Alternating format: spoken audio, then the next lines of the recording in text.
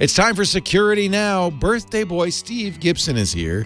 We're going to call him Commodore 64 today because it's his 64th birthday, and he's got a lot to talk about, including the malware that bit the big Norwegian aluminum company. You won't believe the sign they put in the door. And a play-by-play of Pwn2Own all 3 days coming up on Security Now. Netcasts you love.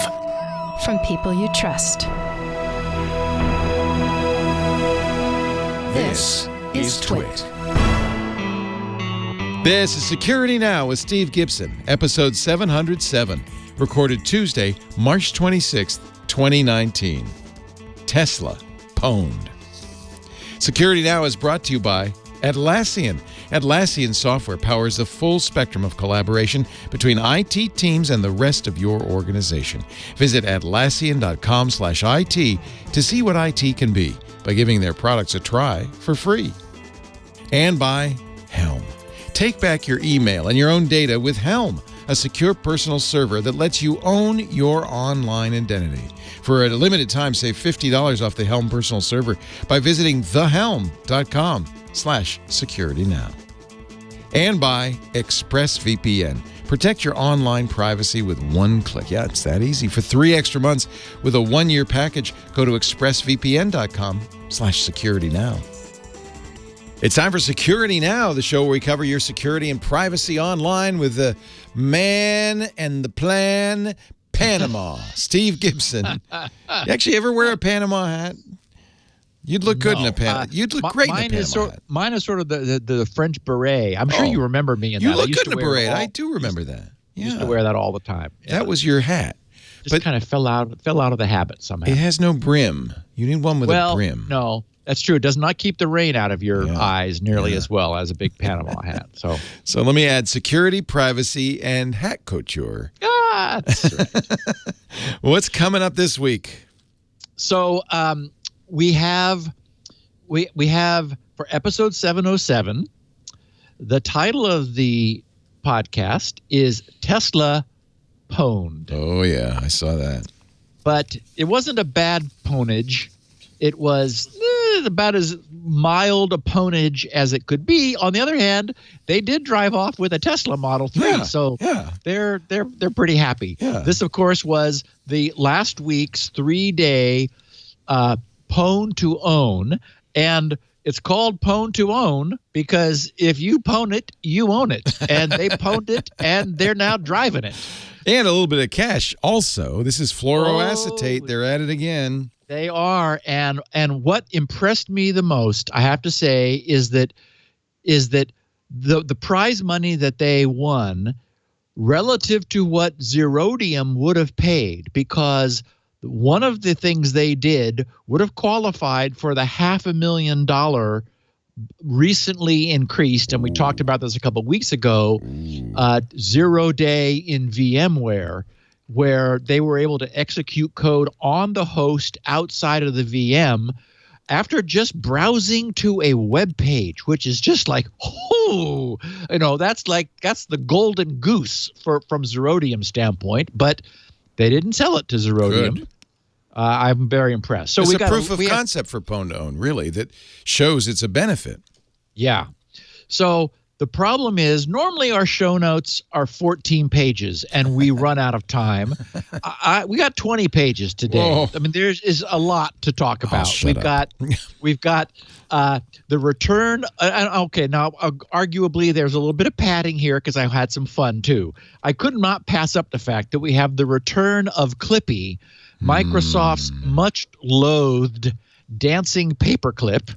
We also have, which actually is our picture of the week, a little that came to me when Hawaii had their problem with that false alert. We also have Operation ShadowHammer, which reports say compromised Asus. But I may be the only one in the industry who's a little skeptical. We'll talk about that.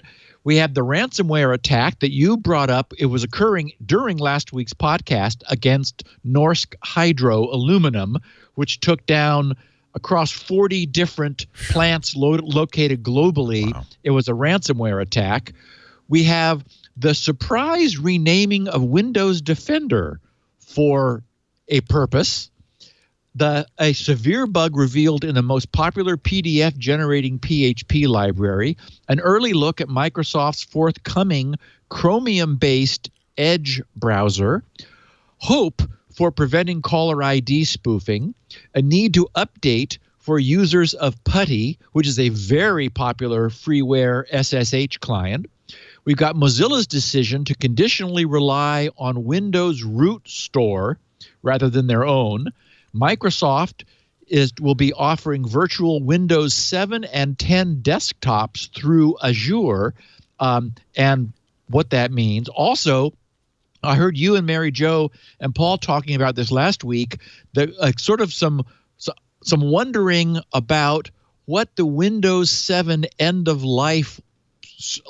service life, end of update life warning dialog would look like. We now know. I've got a tiny bit of sci-fi, some squirrel and spinrite news, and then we're going to take a look at the much-anticipated Mid-March Vancouver Pwn2Own competition, 3 days, and, of course, the title of our podcast gives away what happened during the third automotive pwning day.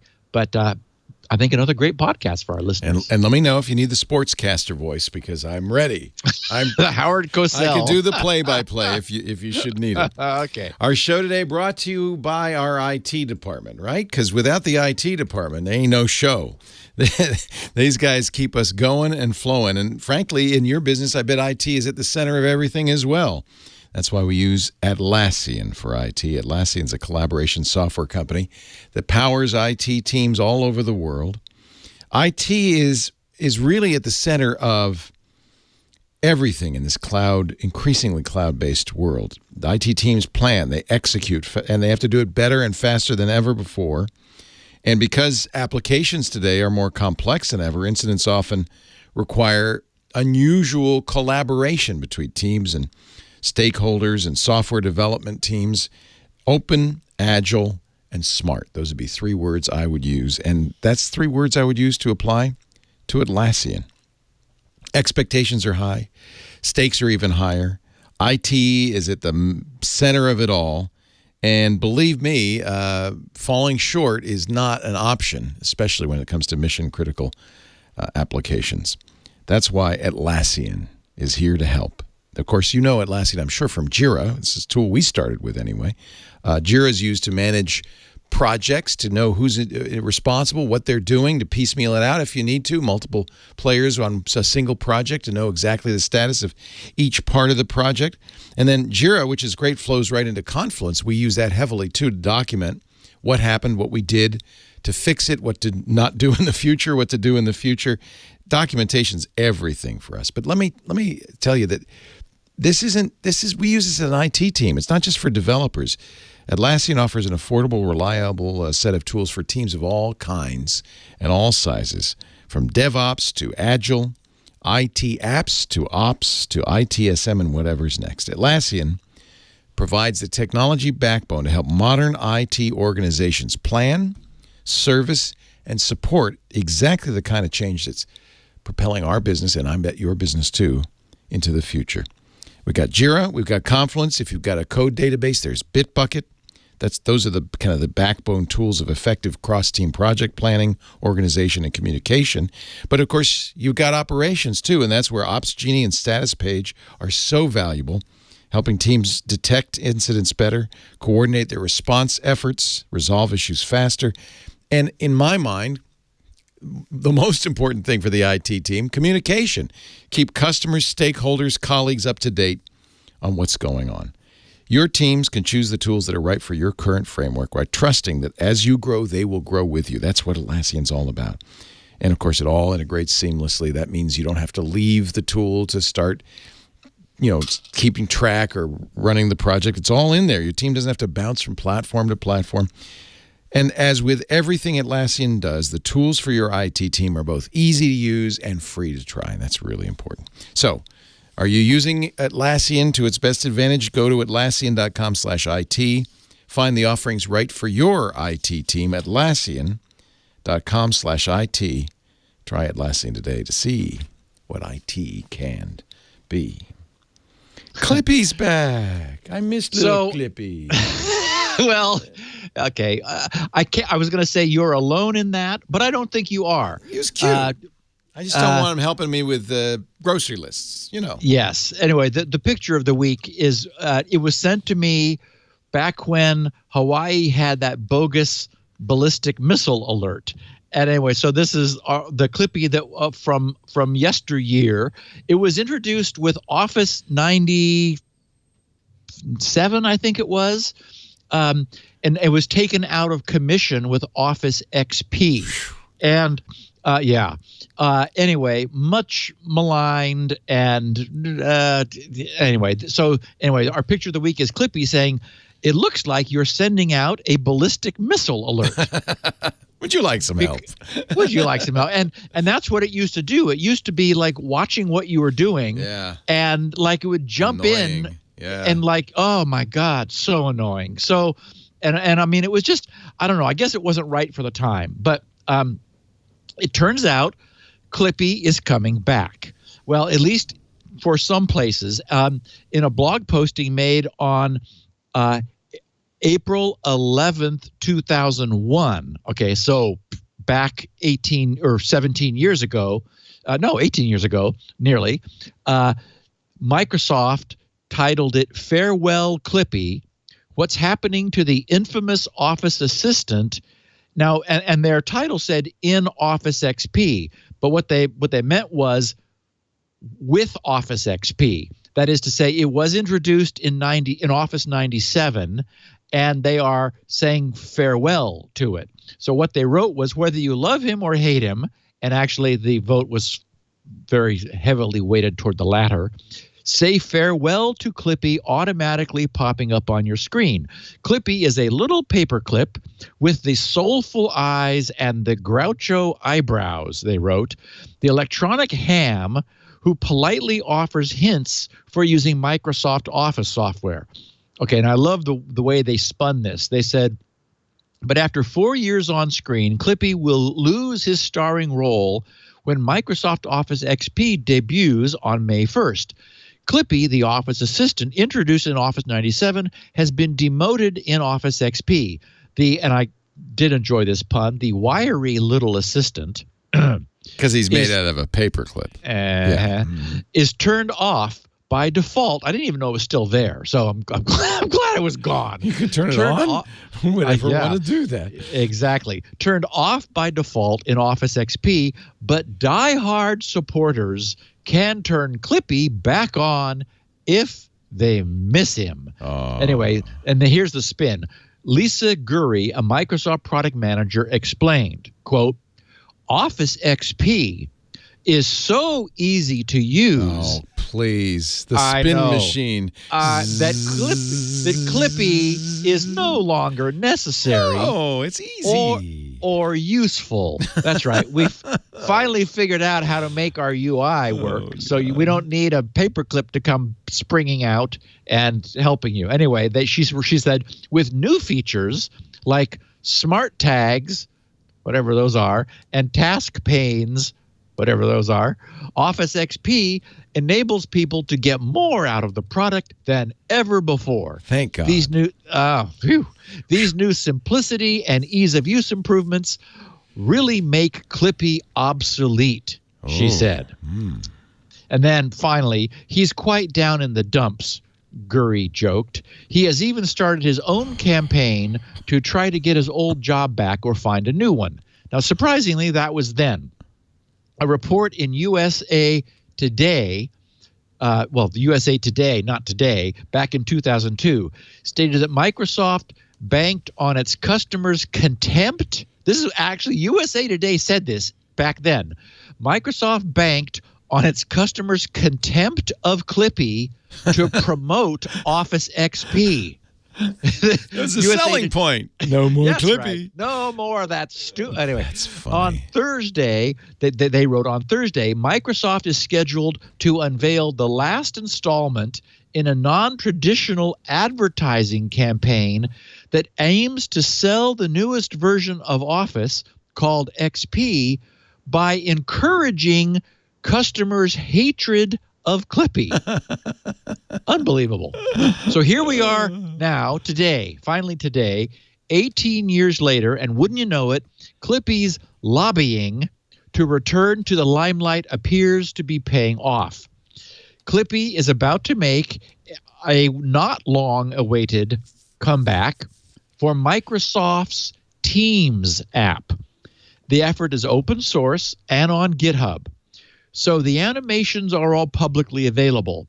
And I have to confess, Leo, that Clippy has become such a meme from the past that had I him available to embellish the occasional iMessage on my iOS device, Yes. that might be kind of fun. I mean, and I put down here at the bottom a snap of one of them.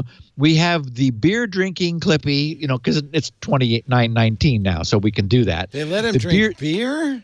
And he's also got a coffee mug. There's one with a coffee mug. There's one where he's holding like a Starbucks style paper with the little heat guard slip-on dilly-do.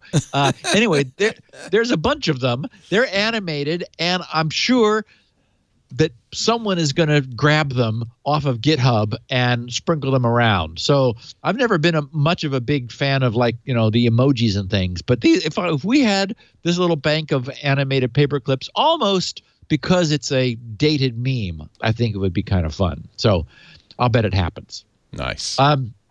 Okay, so now this is really odd. It's called Operation ShadowHammer. And first, I'm going to share Kaspersky's post about the incident. Then I'll explain what puzzles me so much about this.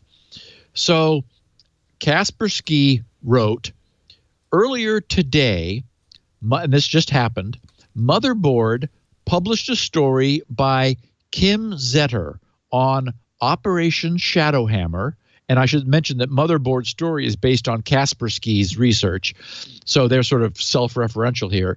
By Kim Zetter on Operation ShadowHammer, a newly discovered supply chain attack that leveraged Asus Live Update software.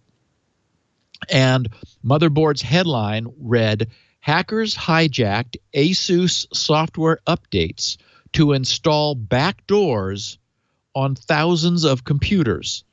Their subtitle says the Taiwan-based tech giant Asus is believed to have pushed the malware to hundreds of thousands of customers through its trusted automatic software update tool after attackers compromised the company's server and used it to push the malware to machines. And for anyone who's interested, I have the link to the whole Motherboard article in the show notes. So Kaspersky says, while the investigation is still in progress and full results and technical paper will be published during SAS 2019 conference in Singapore, which I think is only like 12 days away, so a week and a half, we'll know more. They said, we would like to share some important details, this is Kaspersky speaking, about the attack. In January 2019, so 2 months ago, beginning of this year, they write, we discovered a sophisticated supply chain attack involving the Asus Live Update utility. The attack took place not really the utility. That's the thing that reaches back to Asus, right, to check for any updates. Anyway, the attack took place between, get this, June and November. Now, not meaning a single event of attack, but meaning for 5 months this was ongoing. So the attack took place for the span between June and November 2018. And according to our telemetry, it affected a large number of users. Asus Live Update, they write, is a utility that is pre-installed on most Asus computers and is used to automatically update certain components, such as BIOS, UEFI, drivers, and applications. And of course, we've talked about this a lot. Lenovo has this. Famously, Microsoft invented this, and it all kind of. I remember how much at the time it was like, wait a minute, you're going to update my computer without my involvement? That was a thing once. Now it's just like, okay, please bring it on. According to Gartner, Asus, writes Kaspersky, is the world's 5th largest PC vendor by 2017 unit sales. This makes it an extremely attractive target for APT, of course, Advanced Persistent Threat Groups, that might want to take advantage of their user base. Okay, but let me tell you why this doesn't track. Well, we'll get there. Kaspersky says, based on our statistics, over 57,000 Kaspersky users have downloaded and installed the backdoored version of Asus Live Update at some point in time. Oh, so they know this because Kaspersky saw it. Yes, the Kaspersky instrumentation on those users' machines. They said, we are not able to calculate the total count of affected users based only on our data. However, we estimate that the real scale of the problem is much bigger. Of course it would be, because they don't have their stuff in every Asus machine, and is possibly affecting over 1 million Asus users worldwide. The goal of the attack was to surgically target an unknown pool of users, and okay, listen carefully to this. Guess who that might be? Okay. Well, which were identified by their network adapters' MAC addresses. Huh. Oh, which is really screwball. So that's by manufacturer then, right? Well, to achieve, we know it's Asus because Asus is the infection channel, but they're selecting targets based on their MAC address. Okay, so anyway, Kaspersky says to all a MAC address tells you is who made that device. Well, no, the MAC address is 48 bits. No, there's extra bits. stuff, but the first part of it is manufacturer, right? Correct. Right. So Kaspersky says to achieve this, the attackers had hard-coded a list of MAC addresses in the Trojanized samples, and this list was used to identify the actual intended targets of this massive operation. I know, it gets weird, Leo. We were able to extract more than 600 unique MAC addresses from over 200 samples which Kaspersky got from their own customers used in this attack. They said, of course, there might be other samples out there with different MAC addresses in their list. We believe this, and this doesn't make sense to me, but we'll get there in a second. We believe this to be a very sophisticated supply chain attack which matches or even surpasses the ShadowPad and CCleaner incidents in complexity and technique. The reason that it stayed undetected for so long is partly due to the fact that the Trojanized updaters were signed with legitimate Asus certificates. Asus Tech Computer Inc. And Leo, not once, but twice. We'll get there, too, in a second. The malicious updaters were hosted on the official Live Update 01s.asus.com and Live Update 01.asus.com Asus Update servers. Although precise attribution, they say, is not available at the moment, certain evidence we have collected allows us to link this behavior to the ShadowPad incident from 2017. The actor behind the ShadowPad incident has been publicly identified by Microsoft in court documents as Barium. Barium is an APT actor known to be using the WinNTI backdoor. Recently, our colleagues from ESET wrote about another supply chain attack in which Barium was also involved that we believe is connected to this case as well. A victim distribution by country for the compromised Asus Live Updater looks as follows. And I got a picture of the graph in the show notes just because Kaspersky provided it. But remember, this is their view into victims, and it's going to be massively skewed by their customer base. And they acknowledge that. They said it should be noted that the numbers are also highly influenced by the distribution of Kaspersky users around the world. Mostly in Russia. Yes. Yeah. In principle, the distribution of victims should match the distribution of Asus users around the world. They said, we've also created a tool which can be run to determine if your computer has been one of the surgically selected targets of this attack. To check this, it compares MAC addresses of all adapters to a list of predefined values hard-coded in the malware and alerts if a match was found. And I have a link in the show notes for any Asus computer user among our listeners who is listening to this thinking, ugh. It's https://kas.pr/ShadowHammer. That downloads a 50K ShadowHammer check.zip, which then checks against the hard-coded list. They say you may also check MAC addresses online, and they have there it's https://shadowhammer.kaspersky.com. If you discover that you have been targeted by this operation, please email us at, and then they have their email address, shadowhammer@kaspersky.com. So things feel fishy to me about this. First of all, Asus official servers were being used to supply the initial malware. And the malware was signed by legitimate Asus certificates.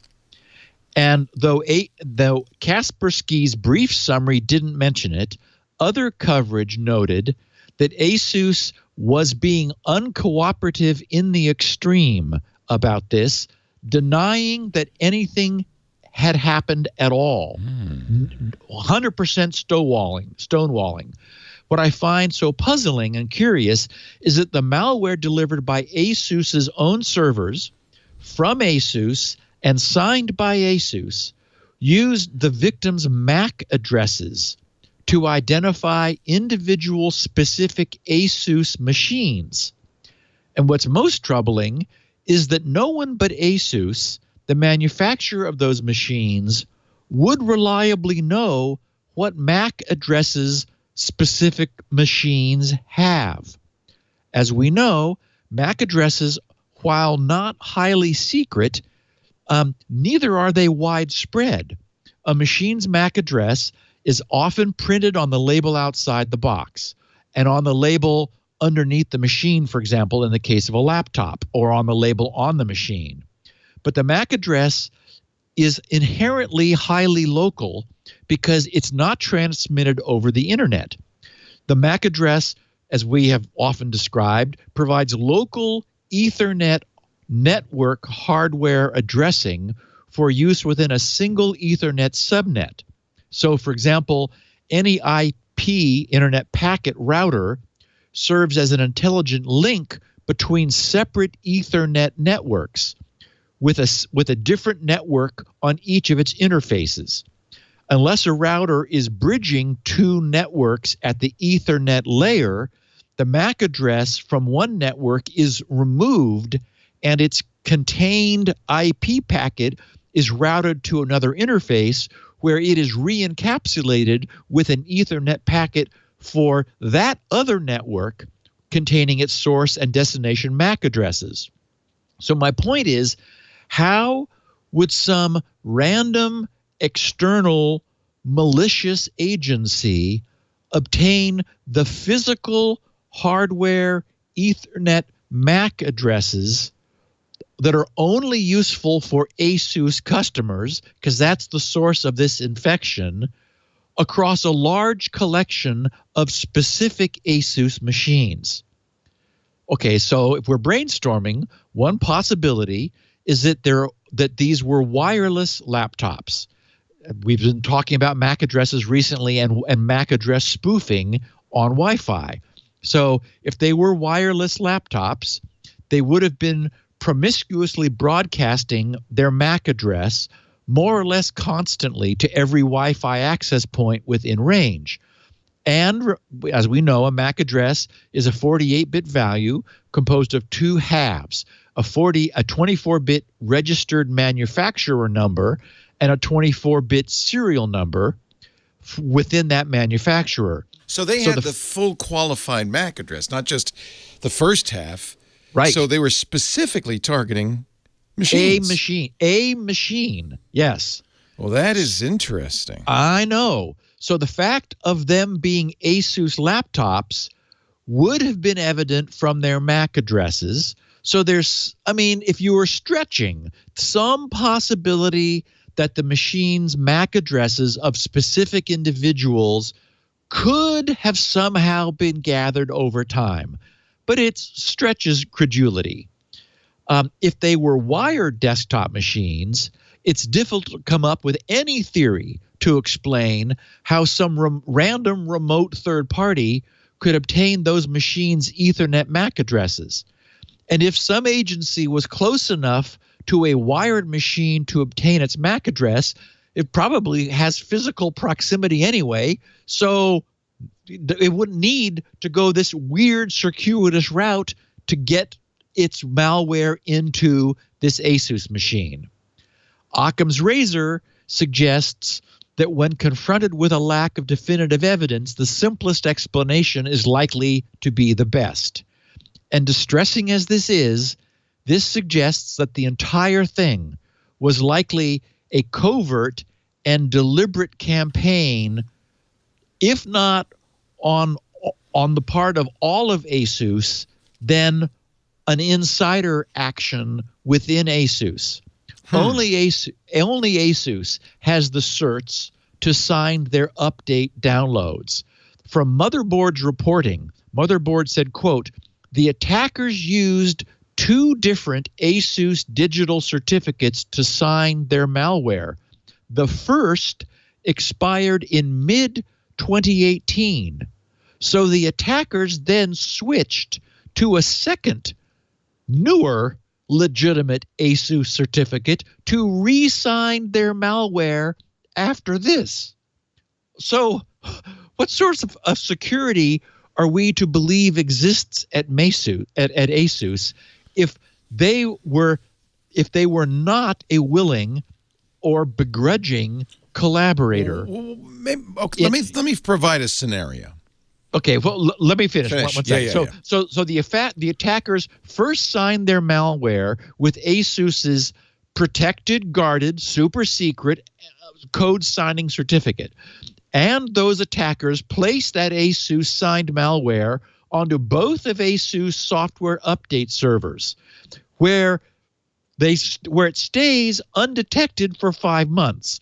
But later, as that first certificate nears expiration, the attackers, in quotes, obtain Asus updated, newly freshened code signing certificate, re-sign the malware with that updated cert, and replace the soon-to-be expired malware on both of Asus's software downloaded servers with freshly signed new malware.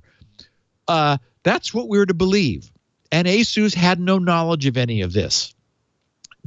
And so the least that seems feasible is that a well-placed person on the inside arranged for all of this, except for the MAC addresses. That would be a very different region within this very large company, because the MAC addresses would probably be in sales records for those machines, which indicate who owns which machines with which MAC addresses. So let me just finish quickly. The fact that the follow-up malicious backdoor payload was later sourced from elsewhere gives Asus some plausible deniability, and Kaspersky indicated that attribution was unavailable at the moment. Plus, it's very easy to plan a bit of misdirection, which would have been in Asus's interests. So finally, Motherboard wrote, Motherboard sent Asus a list of the claims made by Kaspersky in 3 separate emails last Thursday, but has not heard back from the company as of yesterday. But so 3 separate emails, Asus doesn't respond. But Motherboard wrote, the U.S.-based security firm Symantec confirmed the Kaspersky findings on Friday after being asked by Motherboard to see if any of its customers had also received the malicious download. Symantec is still investigating the matter, but said in a phone call that at least 13,000 computers belonging to Symantec's customers were infected with the malicious software update from Asus last year.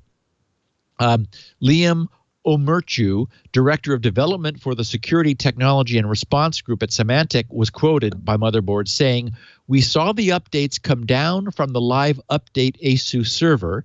They were Trojanized or malicious updates, and they were signed by Asus." So I think that's all my coverage.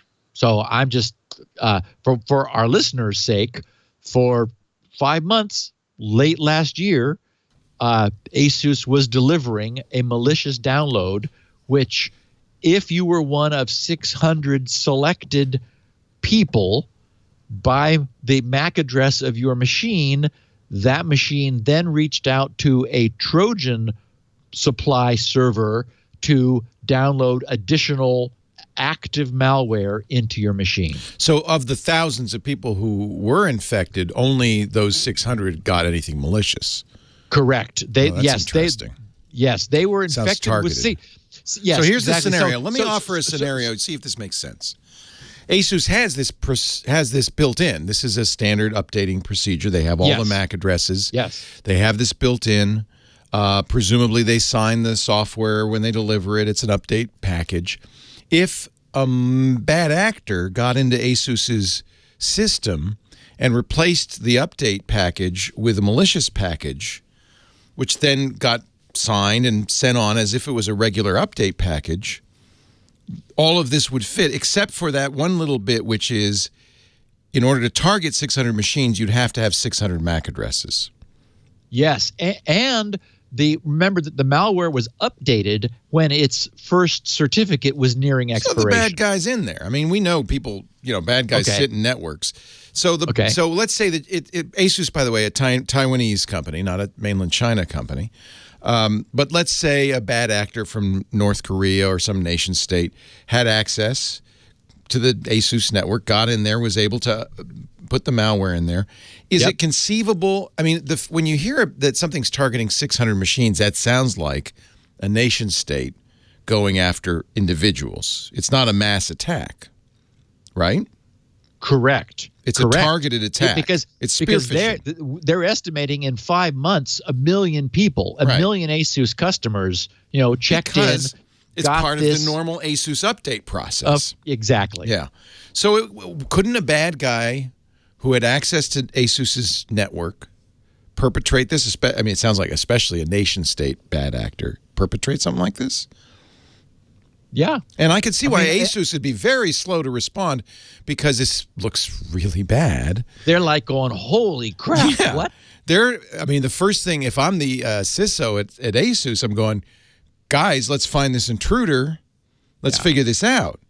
Yeah, and we like Asus. I mean, they're a very good company. They make beautiful hardware. I just want to make sure that it doesn't mean necessarily that Asus is malicious. Right. Somebody inside might be bad, or in my opinion, look at all the companies that malicious nation-state hackers have gotten into. True. They just sit there. An advanced persistent threat where that person has really deep access to, again, it seems to me that the database where customer to MAC address sales records is different from the software download update stuff. Yeah.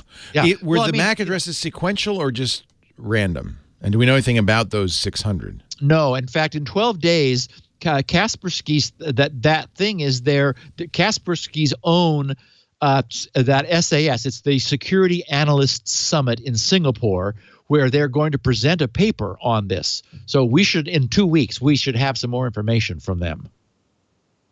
Very interesting. It could have been us. Could have been the NSA. Yeah. And, but again, it's weird because it's limited to Asus customers. I mean, no non-Asus customer is going to, Yeah, you start with Asus. You get whoever you're in, right? But there's 600 of them were of interest to somebody. What if you noticed that, I don't know, the Israeli embassy had just purchased a large number of Asus computers? Yeah. I don't know. I mean, I think that we need to know more, obviously. And that's a good point, too, because it certainly could be that there is if this were targeted, and we don't know targeted by whom, but if for example, Asus is a major brand, there's probably many enterprises who have standardized on Asus hardware. That's what they buy. And so if you know that like all of your employees are using Asus laptops, exactly, and you can somehow get a list of who's using which laptop by MAC address, then or just target the whole organization, Yeah. Well, I mean, maybe, who knows? It could be Lenovo doing this. we want to make Asus customers unhappy. Yeah, that will do it. So speaking of making people unhappy, Leo, we have the Norsk Hydro ransomware attack. I have a picture in the show notes of that someone took of what was scotch taped, the notice scotch taped to the door of one of the Norsk Hydro plants. It says, and it's dated, I think it's the 3/19. So it says, warning, cyber attack against the Hydro network. Please do not connect any devices to the Hydro network. Do not turn on any devices connected to the Hydro network. Please disconnect any device, Pwns, phone / tablet, etc., from the Hydro network. Await new update. And then it was signed security. And then there's some note handwritten in probably Norwegian, next to the one that's in English. So, and you brought this breaking news to us during last week's podcast. It was just happening. It's funny. We saw almost identical something in the door a couple of years ago during a ransomware attack. Was it Maersk? I can't remember who it was. I think it was Maersk, the shipping line. Same kind of thing in the door. Don't connect to our network. Yeah. Wow. You'll get hurt. Yeah. So paraphrasing from everybody had pretty much the same coverage. Paraphrasing from Ars Technica's coverage, they said one of the world's biggest producers of aluminum has been hit by a serious ransomware attack that shut down its worldwide network, stopped or disrupted plants, and sent IT workers scrambling to return operations to normal. Norsk Hydro of Norway said the malware first hit computers in the United States on Monday night. By Tuesday morning, the infection had spread to other parts of the company, which operates in 40 countries on every continent. Company officials responded by isolating plants to prevent further spreading. Some plants were temporarily stopped, while others, which had to be kept running continuously, were switched to manual mode where possible. The company's 35,000 employees were instructed to keep computers turned off, but were allowed to use phones and tablets to check email, maybe using Wi-Fi and not using their network. Or maybe they figured out it was LTE, not going to affect, not Wi-Fi. Not going to affect them. Chief Financial Officer Einvid Kalvik said during a press conference Tuesday, "Let me be clear. The situation for Norsk Hydro is quite severe. The entire worldwide network is down, affecting our production as well as our office operations. We are working hard to contain and solve this situation and to ensure the safety and security of our employees. Our main priority now is to ensure safe operations and limit the operational and financial impact." According to Kevin Beaumont, who's an oft-quoted security guy, and ours said, tweeting in his capacity as an independent researcher and citing local media reports, the ransomware that infected Norsk Hydro is known as, and this has been confirmed, Laker Goga, G-O-G-A. He said Laker Goga doesn't rely on the use of network traffic or on domain name system or command and control servers, which all allow ransomware to bypass many network defenses. An independent research group calling itself Malware Hunter Team pointed to a Locker Goga sample uploaded to VirusTotal from Norway on Tuesday morning. At the time the malware was first scanned, it was detected by only 17 of the 67 biggest AV products, although detections increased once awareness of the Norsk Hydro infection grew. The malware had also once been digitally signed by security company Sectigo, S-E-C-T-I-G-O, but so the malware had been digitally signed by security company Sectigo, but the certificate was revoked at an unknown time.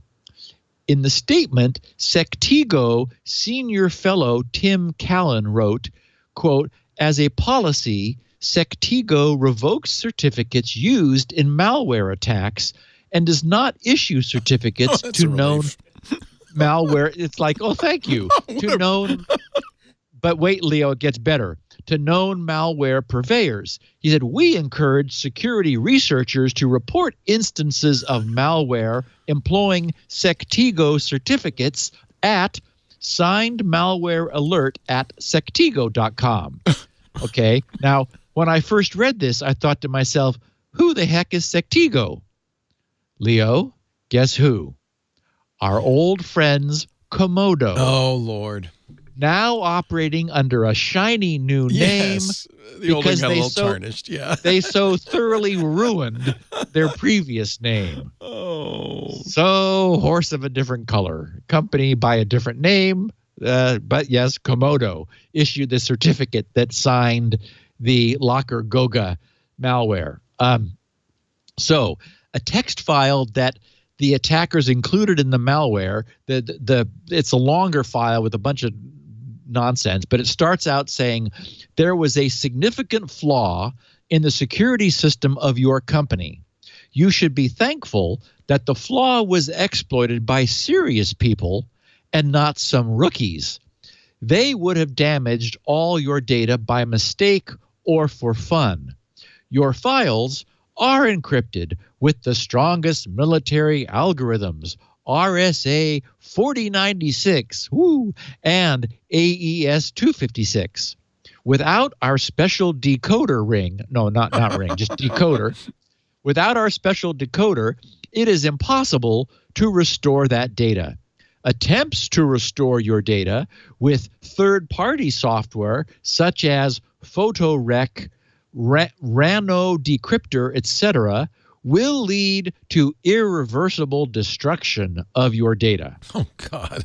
Okay, so the Norsk Hydro CFO said the majority of the company's plants were operating normally, but that the network shutdown prevented plants from receiving future orders from customers. He said the losses at the moment were minimal, but he conceded they would grow over time if automated systems aren't restored.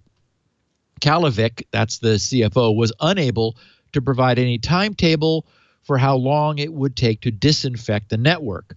He said company IT teams are working to remove the ransomware, and actually I heard in some separate reporting that a team from Microsoft had flown over to help with that. He said company IT teams are working to remove the ransomware from infected systems. Once that's done, the teams plan to restore lost data using company backup systems, which he described as good. Asked by a reporter if the company would rule out paying the demanded ransom, the CFO said the main strategy is to use backup. Lawrence Abrams at Bleak Bean Computer, who is, of course, everyone's go-to site for ransomware details, added, he said, it should be noted that while this ransomware has had high-profile targets, it is not the most active one out there targeting companies and has not seen wide distribution. He said, furthermore, it's very noisy as it consumes a lot of CPU, causes Windows Explorer to crash repeatedly and borks the system, he wrote, enough while encrypting that you can't run normal programs. So in other words, it's not very stealthful while it's doing its deed. He says, unless it's launched on an idle machine, it would have a good chance of being spotted. So anyway, what I had heard in subsequent reporting is that they have removed it and they are restoring from backup. So no mega payout. Oh, and there was no fixed price given either. These guys in their note, they instructed the infected company to contact them and strike up a dialogue. And that the amount requested would be a function of how long it took to reach out and contact them. Oh, yeah. So don't delay. Call today. Call today. That's right. So anyway, that's the background on that attack. And we're going to talk about Windows, about Microsoft renaming Windows Defender after we take a brief break. Oh, good. Timing is good because in all of this security conversation, I know that you and your audience love the idea of keeping stuff I know what that is. You recognize that box? That's my favorite industrial design. Oh, it's so gorgeous. This is, of course, the Helm server. And, you know, while it is an email server right now, it is going to be a whole lot more. Let me put up Helm's lower third so you have all the information while I'm talking about it. I'm running a Helm server at home. I love this thing. I love the idea, too. They don't call this an email server, though. They call it a personal server. So right now, it's your email server using state-of-the-art email technology. It's your calendars. It's your contacts. You don't have to sync them with Google anymore. But it's going to be, I think, in the long run, a lot more. So this Helm server has 128 gigs of storage, which was more than enough to hold my 11 years worth of Gmail. I moved all my Gmail over to it and shut down my Gmail. Well, I didn't shut it down, but I just put a vacation note saying, I don't use this anymore. I took the opportunity to register a new domain name, dedicated domain name, attached it to this. The Helm guys are really smart. Now, there are people like Steve Gibson who know what you need to do to run an email server. And one of the biggest problems running your home email server, well, there's two. One is your ISP won't like it. And most of the time, ISPs block outbound email, SMTP port 25, because they think if you're sending email from your home computer, you're probably, pwned and sending out spam, right? So that's good. I'm glad they do that. They should do that. Doesn't stop the Helm, and I'll tell you why in a second. The other problem is email when it comes to a service like Gmail or any other email service. If it comes from an IP address, a block of IP addresses that belong to an internet service provider, they almost uniformly reject it. Same reason. If email is coming from a home or an ISP, it's probably spam sent by a corrupted computer. Helm gets around this in a really clever way. So there is a full email server running on here. But what it does is it connects via IPsec to Helm's flow-through server out there in the real world. And actually, I have 4 AWS services that it connects to all over the world. So it's not just one server. All the data is encrypted as soon as it leaves my Helm server, fully encrypted right through their outbound port. Helm people can't see it. It's a private key, which I have stored. In fact, they have a great backup system. I'll show you that in a second. And then out into the world. Now, one of the things Helm does is they buy IP addresses from AWS and others, and then they test them to make sure that they are in no way blocked. They're on no black hole lists, that they are considered to be completely clean email addresses, and that mail sent from those IP addresses will be passed through and allowed on every recipient. I love that. That's something that's very hard to do on your own. And because you're doing IPsec encrypted traffic out of your server, your internet service provider doesn't see it as anything unusual. It's just standard stuff going on in a standard port. And so they have no problem with it either. Plus, it looks really cool. I mean, as Steve said, the industrial design's great. There is, of course, all of the features you're looking for in an email server, DMARC, SPF, and DKIM, so that's email authentication. That also helps you get through. They also make it easy, and that's what's kind of cool. The way it works is essentially with your phone. You put the Helm app on your smartphone, and then it is authenticated by proximity using Bluetooth LE. So you have to be in physical proximity to the Helm pyramid here to set up the Helm server. It then applies a password, and then you can add additional accounts on different phones, different devices, your computer and work, but you do it all from your phone, which gives a one-time, one-device use password in each of those cases, which can be revoked at any time. So it is really a security-first, privacy-first email server. It's done just right. And now you don't have to worry about anybody having access to your email. Of course, people, email is a postcard. We know that. It goes through the internet publicly. But what you don't want somebody to get is the total database of all your emails over many years, or the metadata in, the total database of the metadata of who you email and when, how much do you talk to them.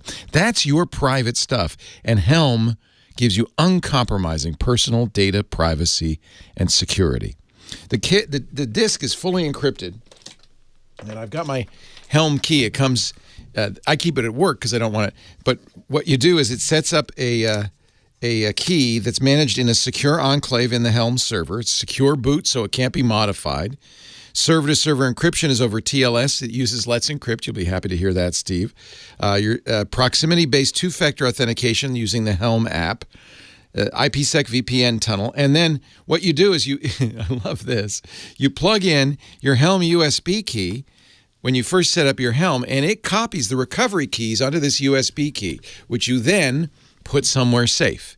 Helm is encrypting all this data. It does back up your database to the Helm servers. Another great feature. I really like that. So even if your house burnt down or this server burnt up, your data, your email is completely safe, but the encrypted offsite backups are only accessible to you with your unique private security key. Now, I've been talking about this for a while, and I'm really pleased to say Helm is now taking the next step. So if you've heard our ads for Helm and you were smart and you went out and you got a Helm, as I did, I've had my Helm for months now, listen to what's new. Today, I'm going to make the product announcement today. I need Oprah.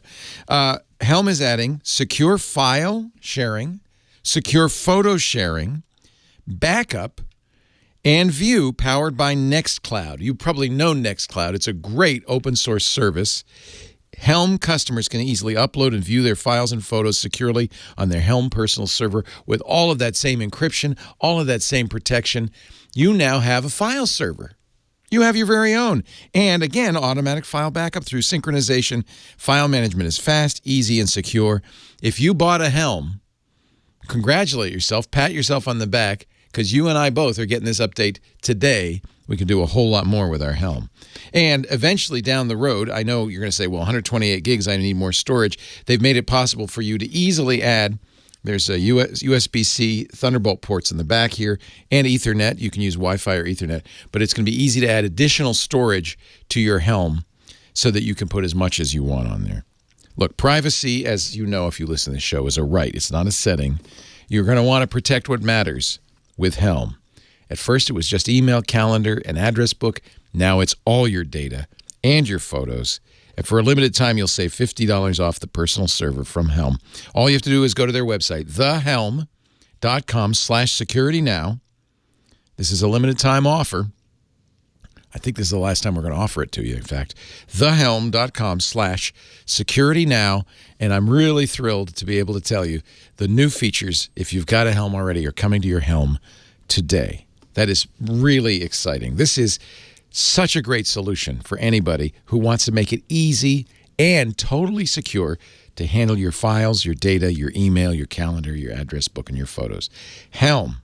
Thehelm.com/securitynow. $50 off, but you have to do it right away. I'm sorry, Steve. I went on and on. I'm a little excited about this. I think it's really good news. To me, I think of it more as a chateau than a pyramid. It's like a little gable on your house. It's like a little, sort of a little at a ski resort. It looks like a chateau. You know, I put it on my desk because I just think it's cool to have on your desk, right? Isn't gorgeous. That neat? Yeah. Yeah. All right, all back to you now. So, Microsoft has renamed Windows Defender Advanced Threat Protection, APT, to the more generic Microsoft Defender Advanced Threat Protection. Why? Because they're offering it for the Mac. It was a post last Thursday on Microsoft. Wow. Microsoft, yeah, it really is. Microsoft blog posting was titled "Announcing Microsoft Defender ATP for Mac." They said, "Today we're announcing our advances in cross-platform next-generation protection and endpoint detection." Oh, and I should mention that Linux is coming. Endpoint detection and response coverage with a new Microsoft solution for Mac. Core components of our unified endpoint security platform, including the new threat and vulnerability management, also announced today, will now be available for Mac devices. We've been working closely with industry partners to enable Windows Defender Advanced Threat Protection customers to protect their non-Windows devices while keeping a centralized, they called it, single pane of glass, meaning everything monitored in a single location. Now we're going a step further by adding our own solution to the options, starting with a limited preview today. As we bring our unified security solution to other platforms, we're also updating our name to reflect the breadth of this expanded coverage, Microsoft Defender ATP. There are two key parts for cross-platform support for Microsoft Defender ATP on Mac. They said a new user interface on Mac clients called Microsoft Defender ATP. The user interface brings a similar experience, meaning like look and feel, to what customers have today on Windows 10 devices. And then reporting for Mac devices on Microsoft Defender ATP portal. And then they said Microsoft Defender ATP can be installed on devices running Mac OS Mojave, High Sierra, or Sierra, which you want to manage and protect. And then they said in a limited preview, this app provides next-generation anti-malware protection and allows end users to review and perform configuration of their protection, including, and then they had a list of all the standard AV things, quick scan, full scan, deep scan, quarantining, blah, blah, blah. And then they said users will also be able to configure advanced settings, disabling or enabling real-time protection, cloud-delivered protection, and automatic sample submission, adding exclusions for files and paths, managing notifications when threats are found, manually checking for security intelligence updates. And they said Microsoft Auto Update Service is also installed, which ensures that the app is kept up to date and properly connected to the cloud. So, Leo, I am completely out of the loop on Mac AV. Are there multiple vendors offering Mac AV? So it's the exactly same as on the PC? Yeah, I mean, I think you probably agree with me. I'm not a recommender of AV in general. I agree that. Yeah. I mean, I've got my little fort with the flag on it looking at me from the tray. So I've got Microsoft's integrated Defender in my system where it's not bothering me. Well, and it comes with Windows 10. It's kind of because it's operating that way. You're not. Yeah, but that's now installing a third-party standalone AV on Mac, which I don't think I would recommend. Apple does have not an antivirus, but has some pretty sophisticated security stuff on there, including malware scanning and gatekeeper. So yeah, I agree, and I wonder if do you know if Microsoft's portal stuff integrates with Apple's so that you could stay native and still get this single pane of glass thing, or do you think they're just like separate? I don't know. I have no idea what the implementation specifics are, but this isn't surprising. Remember, Microsoft put out that Chrome and Firefox plugin. You talked about it last week. That basically embeds an Edge sandbox inside Chrome and Firefox. An Edge takeaway, like, oh, you're about to go on the internet. Let's switch you over to Edge. But in their defense, their sandbox technology is on Edge. It's based on Edge, so that's why they do that. But I think this is the new Microsoft. They don't care that much about Windows. Windows is not the crown jewels by any means of the company anymore. So why not put Microsoft everywhere? It is bizarre. I would never have thought that we'd be looking at antiviruses for Macintosh from Microsoft. No, it is. And I wondered, I mean, homegrown, or maybe I wonder if they acquired somebody that was already there. That's a good question. I mean, Defender's based on Giant antivirus. Remember that way back when they bought it. But by now, it's so different than Giant originally was that it's a unique product. But that's generally how Microsoft acquires a big new technology. You know, something that's really alien to what they already have is they just, they acquire it. Because money is not a problem at Microsoft. Right. So I'd love to know more about this. And for now, I don't know about you, but I wouldn't recommend it. No, I just wanted to let our listeners know. And, maybe there's an enterprise need. That's probably it. Right? Yeah, for because that is where the Azure cloud rigmarole. Okay, so for our listeners who may be responsible for a website based on PHP, which generates PDFs on the fly, a severe security bug was found 6 months ago in the most popular PHP library for creating PDF files. The three most popular libraries used by web servers to create PDF files for invoicing, purchase receipts, or whatever on the fly are TCPDF, which I think is a clever name, TCPDF, MPDF, and FPDF. And as we know, and now we know, after the very responsible disclosure by a security researcher who waited not 6 hours, not 6 days, not 6 weeks, but 6 months after the flaw was disclosed privately so that it could be fixed, that today we know that a serious remote code execution flaw exists in the one of those three, which is the most popular, which is TCPDF. The vulnerability is a variation of another researcher's discovery, which was first found by a guy named Sam Thomas, a researcher at Sekarma, who in a series of experiments last summer showcased a deserialization bug, and we've talked about this, and I'll remind our listeners about that in a second, affecting PHP apps over the summer of 2018. He released a research paper detailing PHP serialization attacks against WordPress and Typo3 CMS, content management system platforms, but also the TCPDF library, which is embedded in the Contao CMS. Then in a blog post just this past weekend, an Italian researcher who goes by the online handle Polict, Polict, revealed a new PHP serialization flaw impacting TCPDF, which is in the same way as the one discovered by Thomas last summer. Polict says the vulnerability he found can be exploited two ways.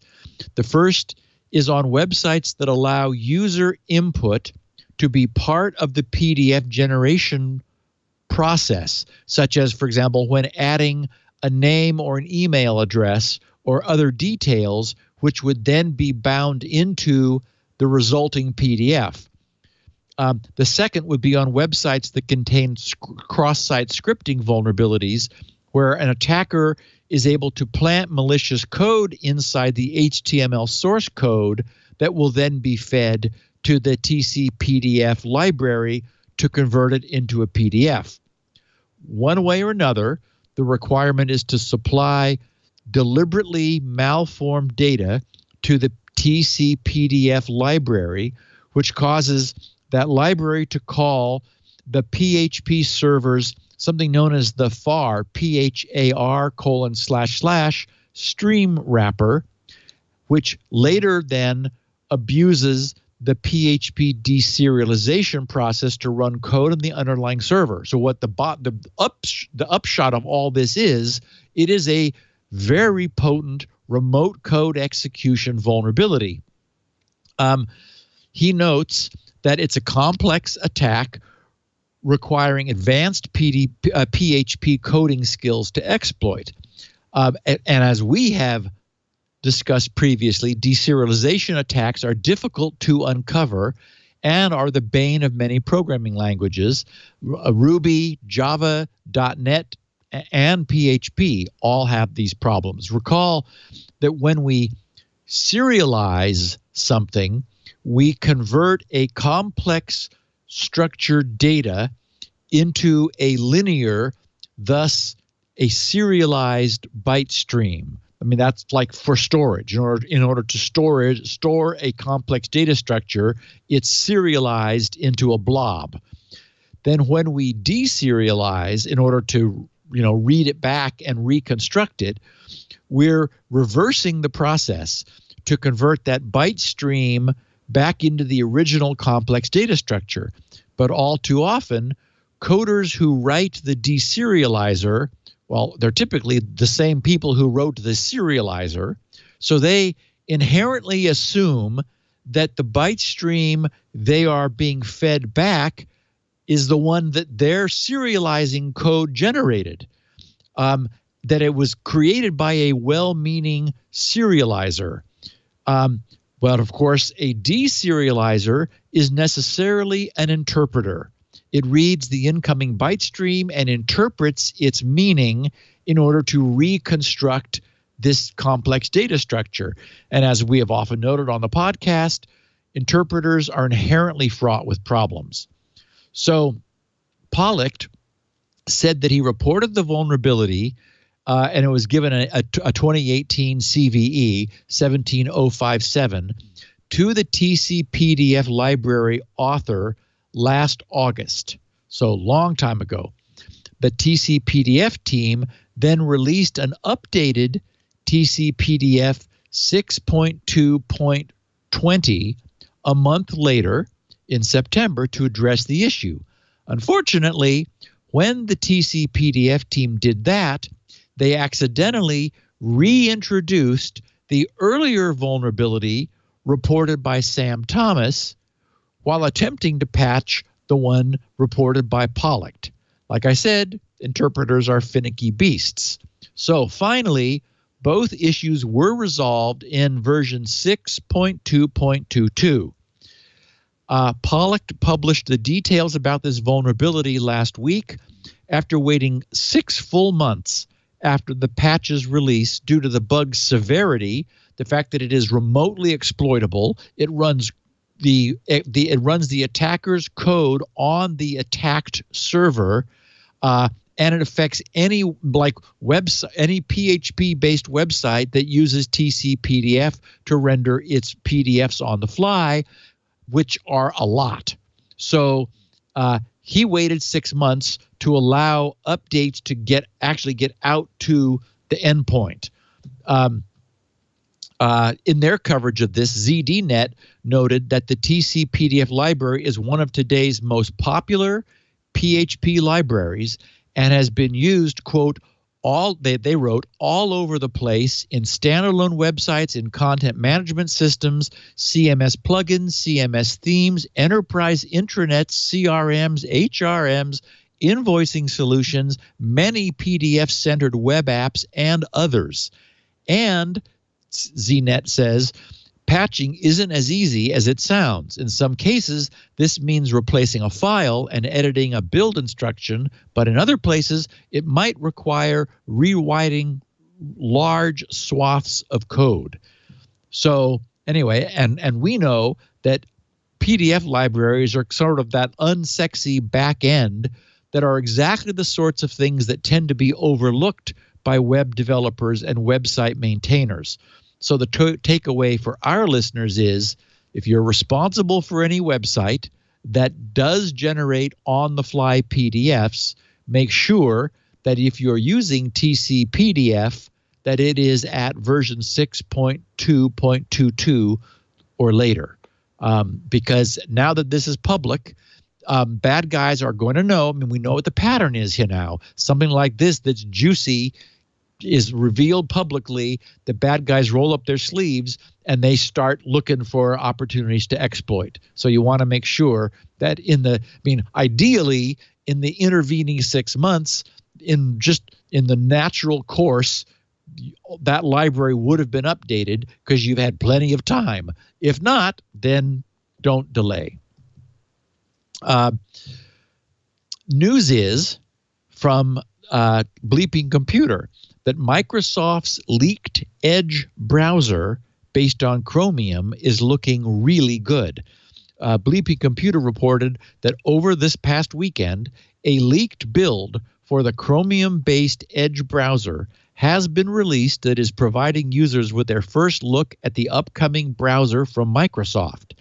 I think it was Lawrence who said, if you are currently using Chrome, the reports indicate that this Edge preview browser feels, performs, and basically offers, not surprisingly, the same feature set. Oh yeah, it was Lawrence. He writes that Microsoft has been quiet regarding their upcoming Microsoft Edge Insider browser, but a slow trickle of leaks has provided quite a bit of information. With this leaked build, users get their first look at the upcoming Edge browser, which from all reports feels like it has the best chance of putting a dent in Google Chrome's market share. Users who have tested the leaked build have also stated that the browser performs really well when browsing the web, and that it is more than ready for public preview.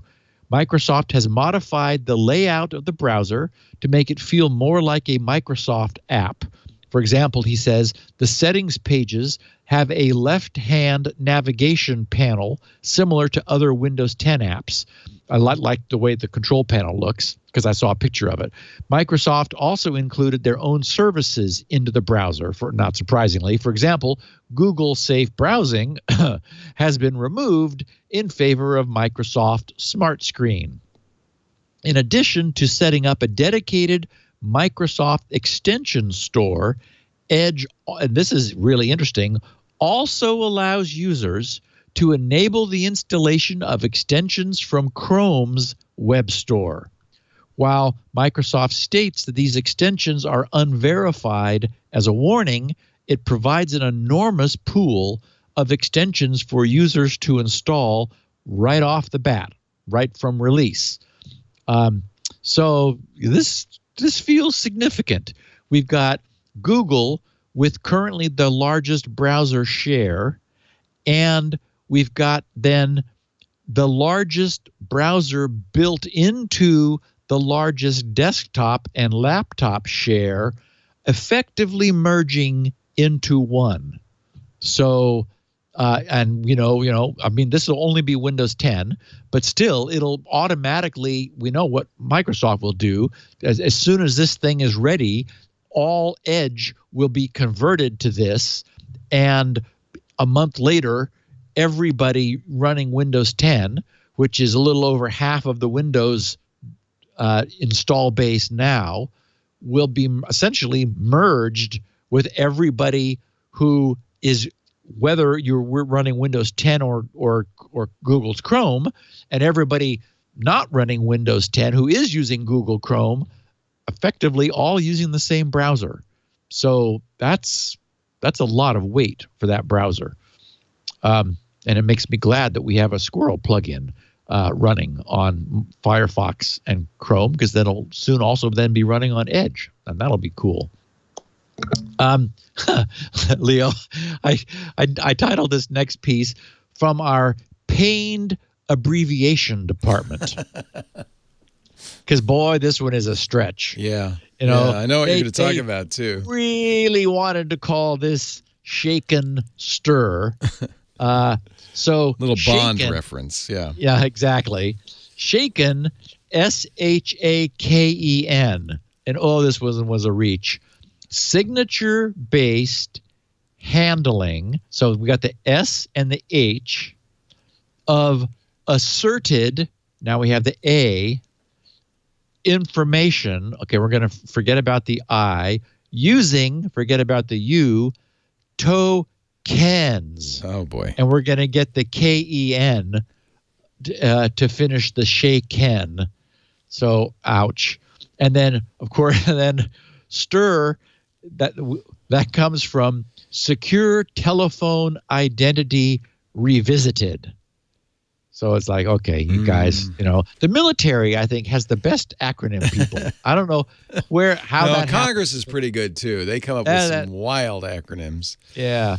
Anyway, they're mostly retronyms, Yeah, horrible as those abbreviations are, taken together, shaken and stir, do deliver a protocol for authenticating phone calls with the help of cryptographic certificates.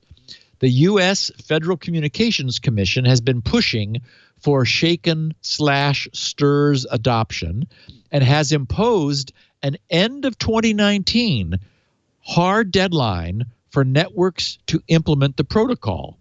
I have a link to the FCC.gov's it's /call-authentication, and I had to cut out some of the self-serving AgitPy nonsense from it. But what I did keep reads, it was titled "Combating Spoofed Robocalls with Caller ID Authentication." And notice it's spoofed robocalls, not robocalls. So this reads, FCC Chairman AgitPy, quote, "American consumers are sick and tired of unwanted robocalls." Amen. This consumer among them, he says of himself. Caller ID authentication will be a significant step towards ending the scourge of spoofed robocalls. It's time for carriers to implement robust caller ID authentication, unquote. And then in the same announcement, how will caller ID authentication help consumers? Caller ID authentication is a new system aimed at combating illegal caller ID spoofing. Okay, I didn't know it was illegal, but apparently it is, but everyone does it. Such a system is critical to protecting Americans from scam-spoofed robocalls and would erode the ability of callers to illegally spoof a caller ID, which scam artists use to trick Americans into answering their phones when they shouldn't. Oh, okay, well, I'm not going to pick this apart. I'll keep reading. Additionally, consumers and law enforcement alike could more readily identify the source of illegal robocalls and reduce their impact. That's true. Industry stakeholders are working, and I didn't know this, and I'm glad for this, to implement caller ID authentication, which is sometimes, unfortunately, called shake and stir. Once implemented, it should greatly help greatly help the accuracy of caller ID information and should provide consumers with helpful information for determining which calls are authenticated. Shake and stir is a framework of interconnected standards. Shake and stir are acronyms for signature-based handling of asserted information using tokens and the Secure Telephone Identity Revisited standards. This means, they write, that calls traveling through interconnected phone networks would have their caller ID signed as legitimate by originating carriers and validated by other carriers before reaching consumers. Okay, now, of course, this is what we've had for HTTP ever since, what was SSL? The Secure original sockets layer? What? The original Netscape browser. Oh, like Netscape 4 or something, at least. So yes, we've had I mean, this is all they're talking about is that the originator of a call signed the caller ID. Thank you. And that the signature be verified by the recipient, by the receiving network. Okay? Doesn't seem like rocket science. They're going to do it, which is good news. In November of 2018, Chairman Pai, this is again their announcement, sent letters to voice providers asking those that apparently had not yet established concrete plans to protect their customers using the shake and stir standards to do so without delay. In February 2019, Chairman Pai welcomed many carriers' commitment to meeting his timeline for implementation, called on others to catch up, and made clear that the FCC would consider regulatory intervention if necessary. So the news is, last Wednesday, almost a week ago, AT&T and Comcast announced that they had successfully tested what they believe to be the first shake and stir authenticated call between two different telecom networks. And, of course, the contents was, Watson, come here. I need you. So, apparently, work on the shake and stir protocol has been underway for a while, and telecom operators have used it internally, but only for calls originated and terminated within their own networks. So they've, been getting ready to reach out and touch someone, and they've finally did. I'm so glad you said that. So, once broadly adopted, incoming calls not signed, and that's, of course, I guess still a possibility, could simply be dropped as a subscriber option. And spoofed caller ID for signed calls would become impossible. So this will not by itself stop robocalling, but it will certainly chill the callers who then significantly know that law enforcement, if they were to use signed caller ID, they can't be spoofed anymore. So anyway, I want, the robocalling is a problem. The spoofing of caller ID is a problem because you can't block, I think we've talked about this recently, in fact. You can block a robocall, but then it just comes back on a different number because they just make them up. Right. So there's no benefit at all to doing that. And so anyway, progress. And then maybe, at least it'll give us initially some more control. And then we just need legislation if that ever happens. So we'll see. I wanted to quickly note to all Wii users of PuTTY, P lowercase u, capital TTY, and of course that's an old play. The original teletype was known as the TTY, pronounced titty. Really? Yes. I never heard that. Absolutely. Maybe that was your group. Us old timers, it would be okay. What happened to the titty interface? No, it's down. No. TTY. I'm sorry. No. TTY. That's what it's called. I always said TTY. All of us. That's you're 2 years older than me, so that's why. That's right.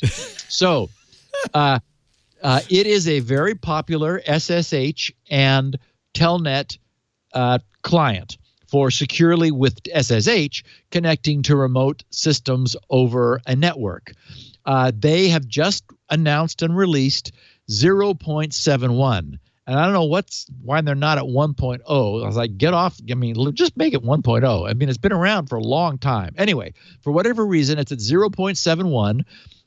This update patches 8 high-severity flaws, which affect. They're very much like we were just talking about the RDP exploit, where if you remote desktoped, to make a verb of it, if you remote desktoped to a Windows server, if it was malicious, it could, because your RDP client assumes a benign server like a friendly protocol, it could get you. Well, that's what these 8 high severity flaws are. So it's unlikely that you're going to PuTTY to a remote server, but should you do so with any version of PuTTY before 0.71? I believe that's PuTTY. I might be wrong there. I'm sorry. I really don't want to say no, it's not. That's Not nice. No, it's not. I mean, so everybody should update. I've got a copy, and I updated when I ran across this news. Surely there's a better terminal for Windows by now. This thing has been decades. It's decades old. It is very old. There is. I'm looking at the link to it right here. I also use a free. I can't see it on my desktop. It's here somewhere. Anyway, there are other SSH, but it's very popular, and it's the one that sort of just keeps coming back. I installed it for years along with Cygwin, but it feels like there must be maybe. Of course, now you can put Bash on there with LTS. So yeah, or WSL rather. Yeah. So Firefox, I wanted to also note quickly, they're going to conditionally use. They're experimenting with conditionally using the Windows cert store to avoid the AV SSL scanning issues that they have been subjected to recently. When we were, we were exploring the recent mess that was caused by Firefox update, where the AV vendors who had added their own AV HTTP TLS interception routes into the Windows root store had not done so for Firefox. And at the time, we noted that Firefox did have an option, which was disabled by default, to import the Windows root store. That was security.enterprise_roots.enabled, which is normally false, but you can set it to true. And if you do, all of those problems immediately vanish because you're using the Windows root store. Now Mozilla is considering automatically flipping that preference proactively in detectable situations to avoid future problems with third-party AV. I have a link to their Bugzilla posting, and they called it retention/enablement impact of enabling the enterprise roots feature in presence of an AV. And the bug says several AVs recently broke HTTPS with their HTTPS scanning features that require their certificates to be added to our certificate store. And we discussed Avast, but there's also Bitdefender had a Mozilla bug filed for it, and Kaspersky also. They said the security team confirmed that having the preference security.enterprise_roots.enabled set to true would have fixed all of these issues without known regressions, and we want to validate that in the presence of an AV, enabling this preference would have a positive impact on retention. I guess that means Firefox user retention. Like they're not going to lose people to Chrome or Edge because of like a problem that's related that Firefox is causing, and engagement. And then they said, Pwns, we cannot detect a change in certificate error page displays through telemetry, since telemetry is sent over HTTPS. He says, or this person writes, that breaks in these instances. So then they said, this is what I thought was interesting, description of the impacted population. First bullet point, Win 10 and Win 8 release users. And they said, Pwns, the API allowing detection of an AV registered with the system was only available since Windows 8. And then also, an AV is registered with the system and is not Windows Defender. This information is available on the telemetry under sec.antivirus. So the point being, they're from Windows 8 on, there is a means of determining whether a non-native, that is to say not what we used to call Windows Defender, which is now Microsoft Defender, when it's not that, but it's a third party, there is a way for Mozilla to detect that. So in those instances, what they're exploring is proactively flipping this so that if you are on Windows 8 or 10, if you have a third-party AV, not the built-in Microsoft AV, and you are using Firefox, you will not have a problem. So anyway, just good news for people who want to use Firefox without and a third-party AV on Windows 10 without the hassle of needing to, well, actually, you can just go manually flip that switch if you're a listener to the podcast. Everybody else will have it done automatically. Also, a quick note that last Thursday, Microsoft announced that their new Windows Virtual Desktop product was now available for public preview. The technology, this Windows Virtual Desktop product, which is perversely named Remote Desktop, which seems like a name collision to me, but maybe they're going to amalgamate the existing Remote Desktop with what they're now with what is called Windows Virtual Desktop into a single thing called Remote Desktop. So there is no collision because there won't be two different things. Anyway, it is a technology that allows enterprise to move their desktops and applications to Azure for hosting on Windows 10 or Windows 7 virtual machine operating systems that are always secured with the latest updates. What's interesting is that this will continue to get, though if you choose to use Windows 7, it will automatically be getting updates through 2023. I will remind our listeners that an Azure trial subscription is available for free for a year.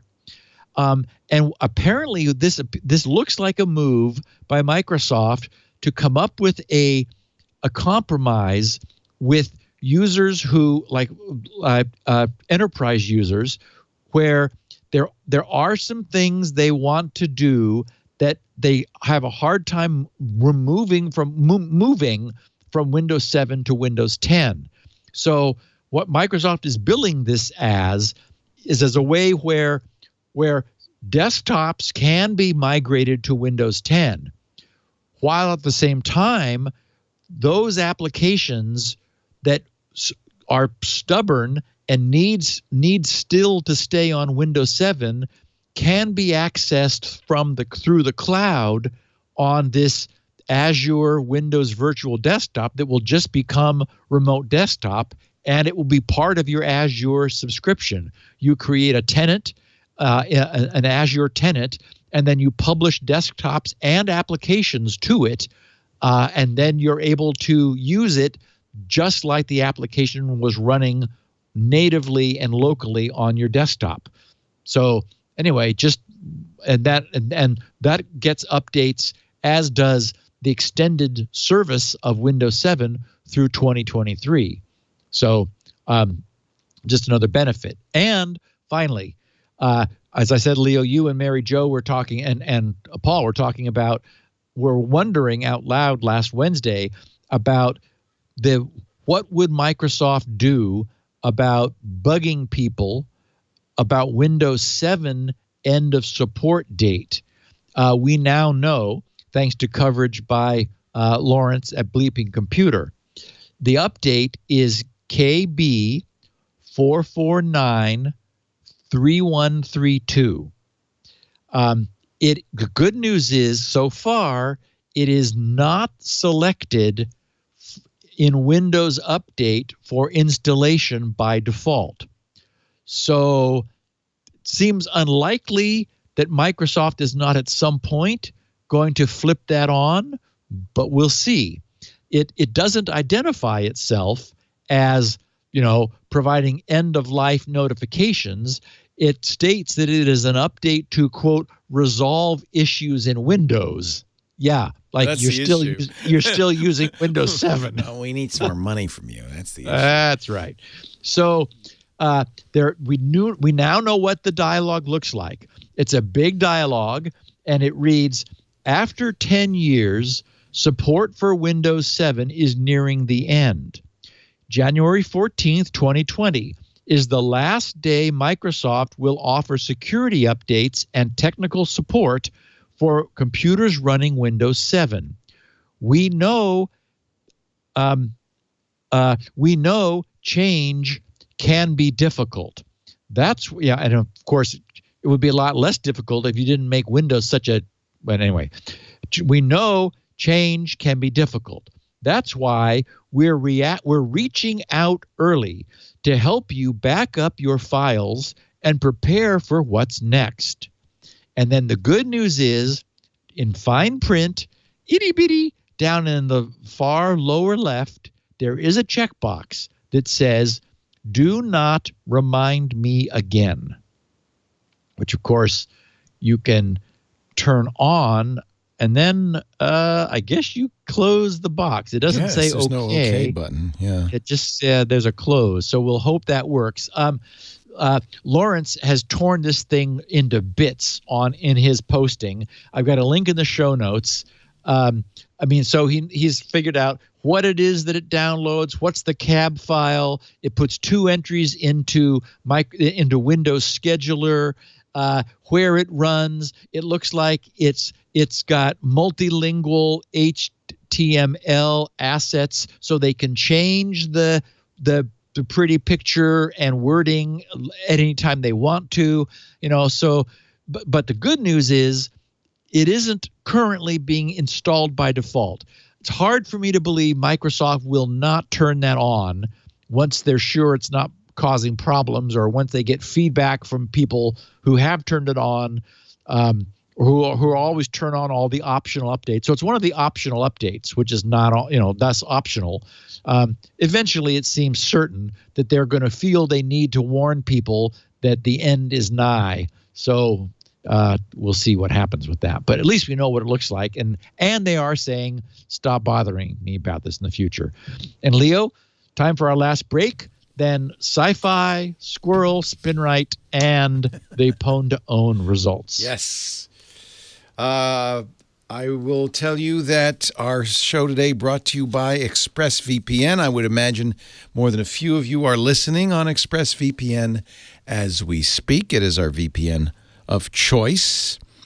I think this is the crowd I don't have to explain VPN, virtual private networking, to. It encrypts your data between you and the VPN server. You could have a VPN. You guys are smart enough to run your own VPN server. But here's the disadvantage on that. First of all, you're tied to your own bandwidth and your own place. And as soon as you surf out of your VPN server, your internet service provider knows everything you're doing. So having it in your home may not be the best place. I recommend using a VPN service. And of course, I recommend ExpressVPN. No logging, no tracking. Your emergence into the real world can happen in any of 160 different places, anywhere in the world. So geographic restrictions are a thing of the past. You don't have to worry about that. And we know ExpressVPN does no logging because they were involved a couple of years ago in a murder case in Turkey. Turkish officials seized the VPN servers because their suspect had been using ExpressVPN and got zip. Nothing. Absolutely nothing. ExpressVPN, in other words, of course they say this, but now we've got real hardcore proof. ExpressVPN secures and anonymizes your internet browsing by encrypting your data and hiding your public IP address. And yeah, read the privacy policy before you choose a VPN. I would submit that a free or very cheap VPN is not worth the price you're paying, because they're going to make money somehow. It's not cheap running a VPN service. So ExpressVPN is not free, but it's very fairly priced, and you get exactly what you expect. No man-in-the-middle ads added, no selling your data. They don't know your data. Easy to turn on. They have easy-to-use apps that run seamlessly on everything: phone, tablet, computer, Windows, Mac, iOS, Android. One click of the mouse to turn it on, one click of the finger to turn it off. And it is completely secure for less than $7 a month. This is the protection I use and you could use. And by the way, don't just trust me. TechRadar rates this the #1 VPN service. #1. Big deal. Comes with a 30-day money-back guarantee, so there's no risk. It's fast, it's easy, it's secure, it's private. Protect your online activity today and find out how you can get 3 extra months free when you buy a 1-year package. Go to expressvpn.com/security now.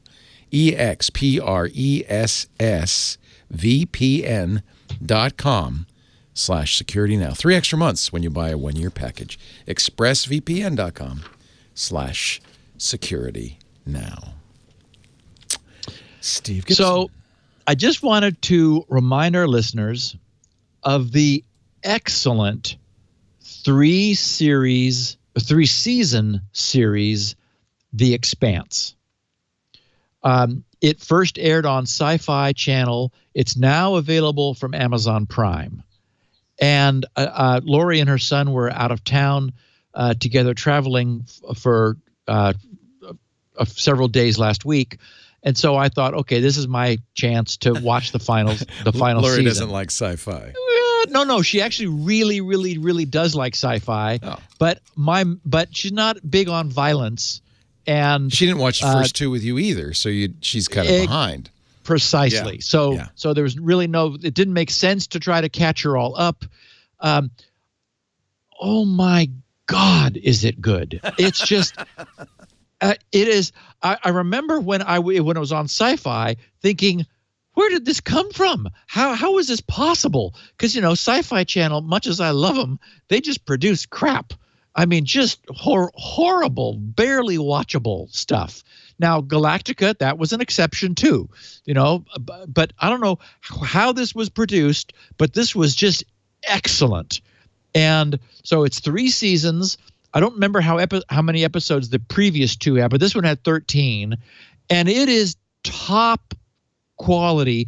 I mean, it demonstrates that our computer generated graphics has really come a long way because you can kind of sense that some of it is CG, but not rubbery looking. I mean, it sells it. But I mean, like, I'm watching as they were under acceleration and somebody was trying to get to somebody else and they were having to roll the ship, and the physics was perfectly done of this guy hanging onto this bar hand over hand while loose tools were flying from one side of the room to the other, and they were having to duck them as the ship maneuvered.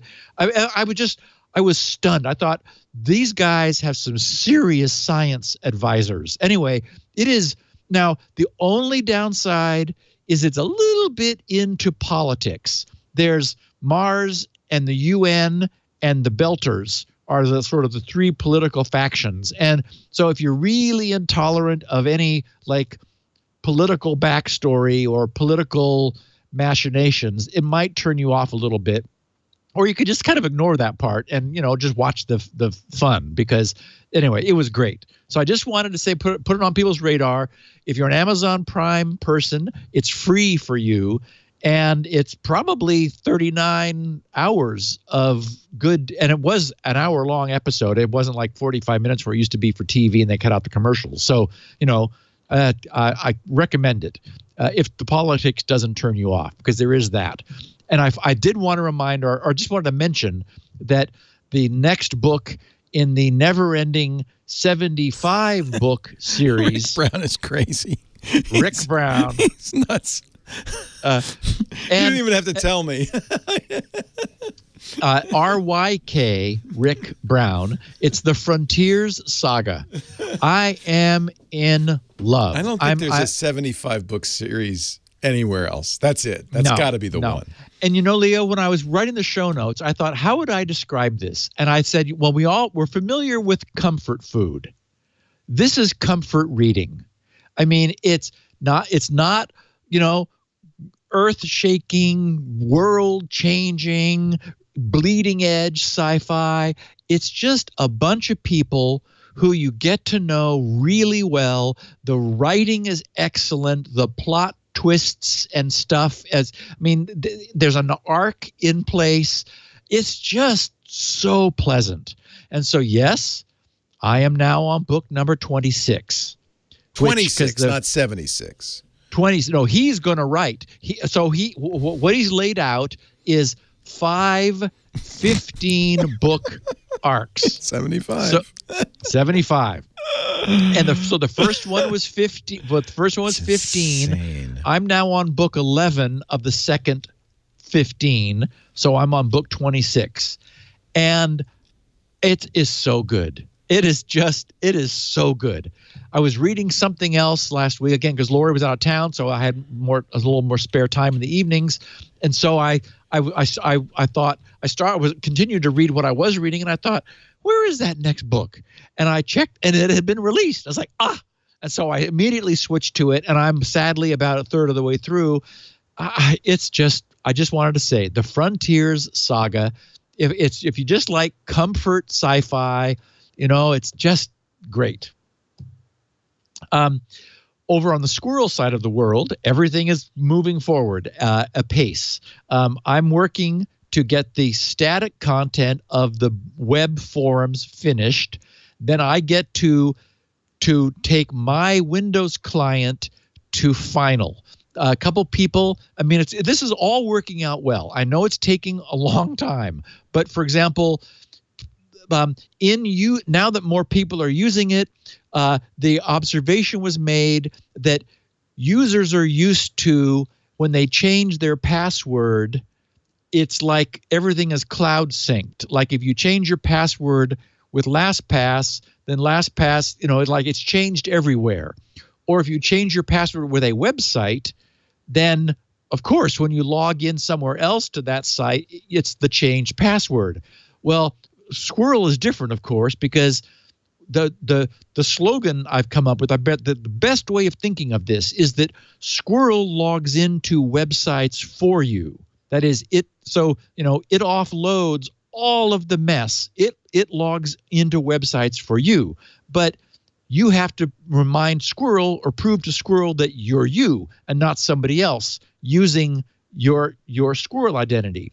Anyway, the point being that if you change your Squirrel password, that is the password you use, the only one you need, the one password for Squirrel, and yes, it can be your face or your fingerprint, and people are loving that.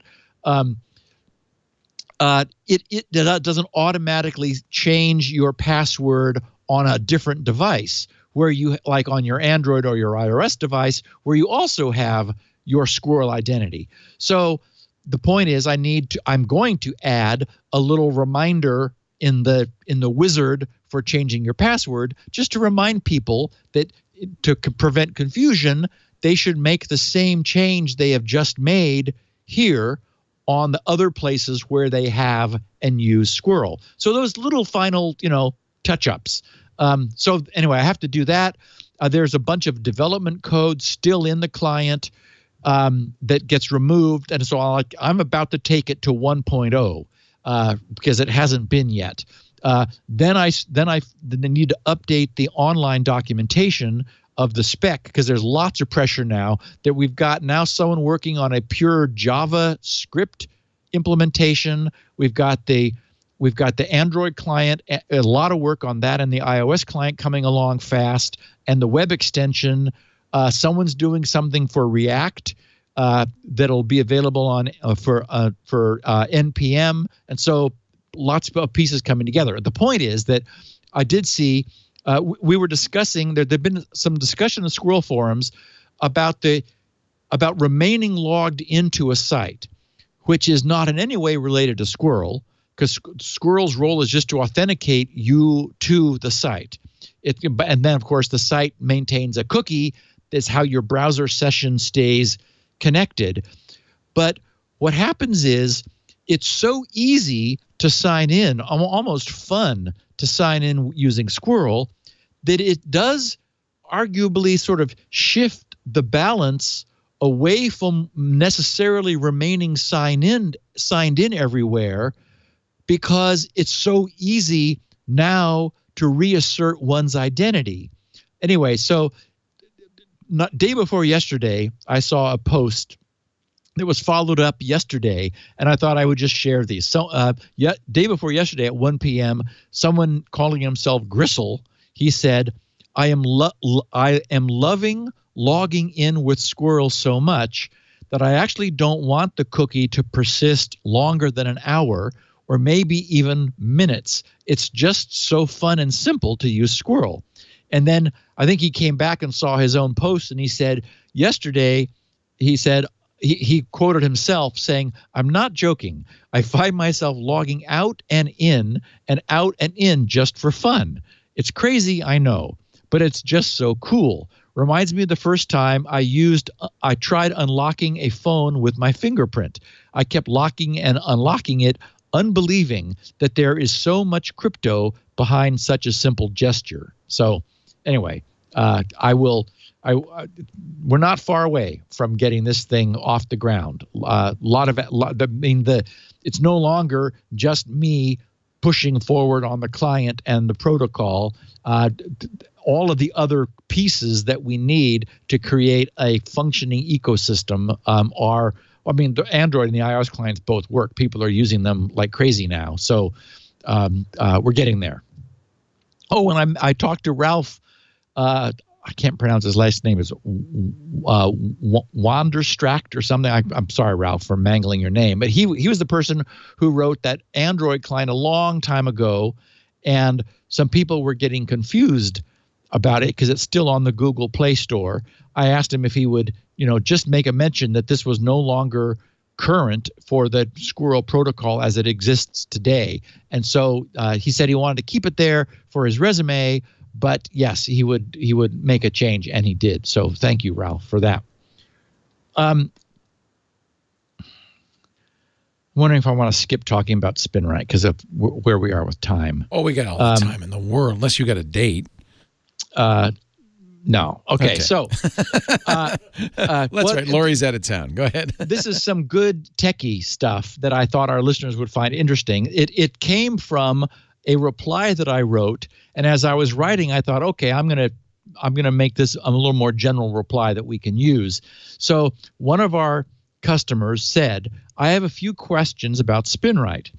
He said, those sectors you read with surface scan errors, do you try to overwrite them so that sector mapping by smart takes place? He says, recall the remapping will only take place when the data is overwritten, which in a file system may never happen until the disk is completely sector by sector reformatted. He says, imagine a file that is read often but never rewritten and resides on one or more sectors with surface scan errors. Okay, well, so that's full of misunderstandings. So, but that prompted me, when my tech support guy forwarded it to me, it prompted me to explain. And I said, if you think about this a bit, you'll see how this can work. I said, surface defects do not manifest when sectors are written because writing to the disk is an entirely blind process. The drive gets no information about the readability of a freshly written sector. That only occurs when a subsequent attempt is made to read back that sector. Because a read after write would be prohibitively slow, all modern drives incorporate error correction code, ECC, technology, which creates a safety margin to defend against the possibility that, due to some problem which may have occurred during writing, or a surface anomaly that interferes with reading, the data that was written to a sector cannot be read back without the aid of algorithmic correction. I wrote, ECC operates by appending additional, carefully designed redundant data to the end of the sector based upon the sector's intended content. This extra data allows the location of a readback problem to be identified along with its length and its error mask. From this data, the drive is able to determine within limits what data was originally written to the sector. Those error recovery limits are the number of separate errors occurring within a single sector and each error's bit run length. I wrote, on today's drives, data densities have grown so high that some level of background error correction is occurring more or less continuously. It's only when the extent of correction required for readback recovery begins to approach the drive's inherent limits on recovery that the drive gets worried and decides to remove that worrisome sector from service. And then he wrote, if you do overwrite them and force remapping, how do you stop a disk from being rendered useless because the max limit, say 100, of remapping has taken place due to your reading all sectors and forcing all those remappings? And so I wrote, a sector can be misread due to its own aging or transient vibration or physical shock, which forced the head slightly off track when the sector was last written or when it is now read. To determine whether the error was transient and not caused by an actual defect, SpinRite first writes inverted data, then reads it back. It then rewrites the original data and reads that back. If any of those three reads, the original read, the inverted read, and the re-inverted read, result in sufficiently threatening data readback errors, the drive will take that sector out of service and remap the sector. And then he asked, when a sector is found with a surface scan error, are you able to tell me what NTFS, Windows in my case, file is using that bad sector? And I wrote, since a bad sector is replaced with a good sector at the drive's physical interface level, this falls beneath the operating system's file system. In essence, all surface errors and remappings are transparent to the OS and the file system, so nothing needs to be done there. Before this autonomous drive-level sector replacement technology existed universally, as it does now, SpinRite did this itself. All early versions of SpinRite managed surface defects for the drive. SpinRite would determine which cluster the defective sector occupied. It would then determine what role that cluster was playing in the file system, if any. If the cluster was in use by a directory or a file, it would obtain the closest nearby free cluster, copy the bad cluster's data into the new cluster after recovering that data, and relink the replacement cluster into the system's file system. It would then mark the defective sector as bad in the low-level format and mark the defective cluster containing that sector as bad in the system's cluster management tables.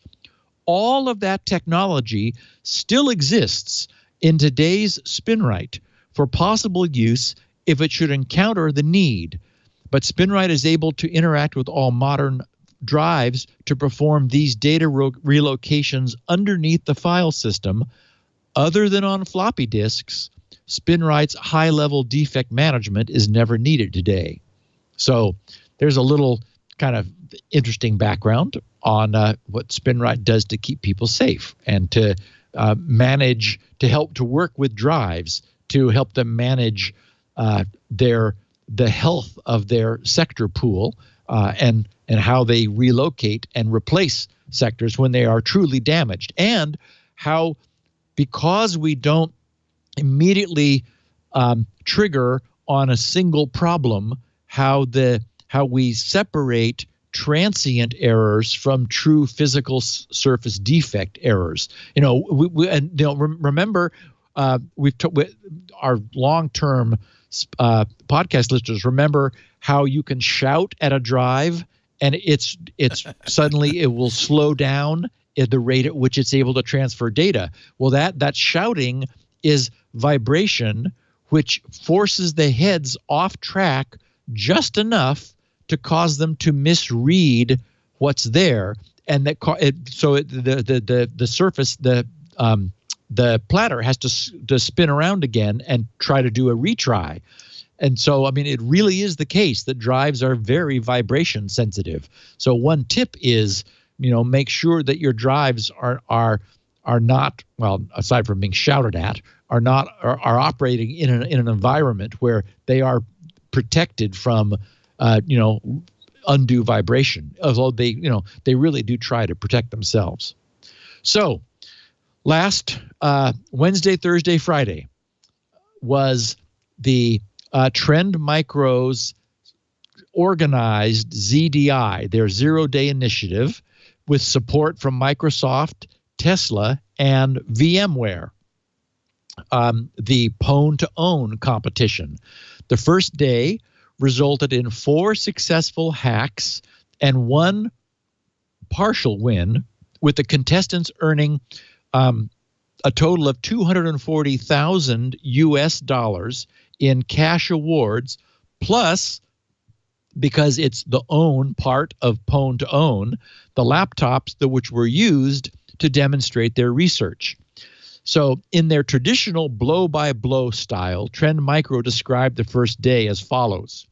They said, the contest started with the team of fluoroacetate, who always dominates this competition, Amat Kama and Richard Zhu, targeting the Apple Safari web browser. They successfully exploited the browser and escaped the sandbox by using an integer overflow in the browser and a heap overflow to escape the sandbox. The attempt nearly took the entire allowed time because they used a brute force technique during the sandbox escape. The code would fail, then try again until it succeeded. The demonstration earned them $55,000 and 5 points toward Master of Pwn. The fluoroacetate duo returned, targeting Oracle's VirtualBox in the virtualization category. Although their first attempt failed, the second attempt successfully used an integer underflow and a race condition to escalate from the virtual client to pop calc at medium integrity. It wasn't the race condition that caused their first failed attempt. Their memory leak was working, but their code execution failed. Everything aligned on the second attempt, which earned them $35,000 and 3 more Master of Pwn points. Next up, Pwn2Own newcomer, Anaden of Star Labs, also targeted Oracle's VirtualBox. He also used an integer underflow to escalate from the virtual client to execute his code on the hypervisor at medium integrity. Interestingly, he used a unique integer underflow different than the previously demonstrated underflow. His first foray into Pwn2Own netted him $35,000 and 3 Master of Pwn points. This also marks the first Vietnamese winner at Pwn2Own. We hope, they wrote, to see more of him in the future. In their final entry for day 1, the fluoroacetate duo targeted the VMware workstation. They leveraged a race condition leading to an out-of-bounds write to go from the virtual client to executing code on the underlying host operating system. They earned $70,000 US and 7 additional Master of Pwn points. This brings their day 1 total to $160,000 and 15 Master of Pwn points. And I'll note that this is a full VMware escape. executing code on the host OS, for which, as we recently noted, Zerodium has upped their bounty to $500,000. So it seems clear that these guys are the good guys who are interested in increasing security rather than using their talent to indirectly attack others, which of course is what happens if you sell your 0-day exploit to Zerodium. The final entry in day one saw the Phone Hex and QWERTY team targeting Apple Safari with a kernel elevation. They demonstrated a complete system compromise. By browsing to their website, they triggered a JIT, a just-in-time bug, followed by a heap out-of-bounds read used twice, then pivoted from root to kernel via a time of check, time of use, a so-called TOC-TOU bug. Unfortunately, it was only a partial win since Apple already knew of one of the bugs used in the demo. Still, they earned themselves $45,000 and 4 points toward Master of Pwn. On day two, the day began with fluoroacetate duo back again, targeting the Mozilla Mozilla Firefox web browser. They leveraged a just-in-time bug in the browser, then used an out-of-bounds write in the Windows kernel to effectively take over the system. They were able to execute code at system level just by using Firefox to visit their specially crafted website. The effort earned them another $50,000 and 5 more points towards Master of Pwn. The prolific duo returned with perhaps their greatest challenge of the competition. Starting from within a VMware workstation client, they opened Microsoft Edge and browsed to their specially created web page. That's all it took to go from a browser in a virtual machine client to executing code on the underlying hypervisor. And I'll just stop for a moment to say, do we realize how much that exploit would have meant to Zerodium? Zerodium would have moved heaven and earth to obtain that hack. I mean, you visit a page and you're running code on the hosting hypervisor. Unbelievable. Anyway, ZDI Trend Micro continues. They started with a type confusion bug in the Microsoft Edge browser, then used a race condition in the Windows kernel, followed by an out-of-bounds write in VMware Workstation. So a serious exploit chain. The masterfully crafted exploit chain earned them $130,000. So, no small potatoes there either, and 13 Master of Pwn points. They now have a commanding lead with 33 points total. In the 2 days of the competition, they've racked up a total of $340,000 as a result of their phenomenal work. Tomorrow, they will attempt to cap their week off with a successful demonstration in the automotive category. Then the blow-by-blow continues. The third attempt of the day had Nicholas Bumstark target the Mozilla Firefox web browser. He used a just-in-time bug in the browser, followed by a logic bug to escape the sandbox. In a real-world scenario, an attacker could use this to run their code on a target system at the level of the logged-on user. The successful demonstration earned him $40,000 and 4 Master of Pwn points. The final attempt for day 2 had Arthur Gurkis of Exodus Intelligence targeting Microsoft Edge. The newcomer to Pwn2Own wasted no time by using a double free bug in the renderer, followed by a logic bug to bypass the sandbox. His debut entry earned him $50,000 and 5 points toward Master of Pwn. And they write, that brings day 2 to a close. We awarded $270,000 for 9 unique bugs today, which brings the day 2 total to $510,000. They said, join us tomorrow as we debut the automotive category with the 2 final entries of Pwn2Own Vancouver 2019. So, day 3, the automotive category. 2 months ago, mid-January, writing for Forbes magazine, Thomas Brewster wrote, "Think you can hack a Tesla? Now's your chance. And you could win more than $900,000 in the process. For the first time ever," Thomas wrote, "Pwn2Own, perhaps the world's best-known competition for ethical hackers, will have a Tesla Model 3 opened up for participants to break. Prizes range from $35,000 to $250,000. The more difficult the hack, the greater the prize. The lowest prize," he writes, "will go to an as-yet unspecified attack on the car's infotainment system.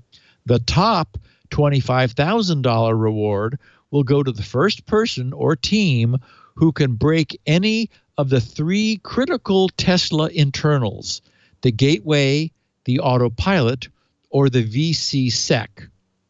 The gateway," he writes, "acts as the central hub for controlling data flowing around the Tesla. Taking control of that system would give a hacker power over many of the car's functions. Manipulating Tesla's autopilot could lead to all too obvious problems. Imagine if the hacker simply shut autopilot down without the driver noticing. The VC-sec is the part of a Tesla responsible for a variety of security functions, including the alarm. Again, it's not hard to guess just what a hacker could do if they commandeered that part of the car." And if he concludes, another $100,000 is on offer for the first hack, or the first to hack the doors by breaking the key fob or mobile app unlock tech. Starting the car without owning the legitimate key will also land a lucky hacker, although I would say no luck is involved, $100,000. So, what happened on day 3? ZDI writes, "The day began not with a bang, but with a whimper, as the team Pwn2Own, Kunna Pwn, Pwn2Own, withdrew their entry from the automotive category. Although they did not demonstrate any of their research at this contest, we hope they submit some of their research to our program in the future." And I found through other research, this was supposed to be the day when Team Pwn2Own demonstrated a hack of the Tesla Model 3's VSEC security component. So that was the expected or possible $250,000 hack, but they withdrew from the competition. And as again, VSEC is an abbreviation for Vehicle Controller Secondary, and as we know, is responsible for security functions such as the alarm. However, fluoroacetate was next up. Then ZDI wrote, "When their scheduled time arrived, the dynamic fluoroacetate duo of Richard Zhu and Amat Kema thrilled the assembled crowd as they entered the vehicle. After a few minutes of setup and with many cameras rolling, they successfully demonstrated their research on the Tesla Model 3, which is a Chromium-based web browser. They used a just-in-time bug in the renderer to display their message on the Tesla's infotainment system and earned $35,000.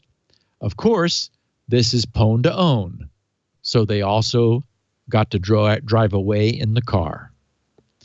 So they wrapped it up saying, overall, the 3 days of Pwn2Own Vancouver 2019 have been a great success.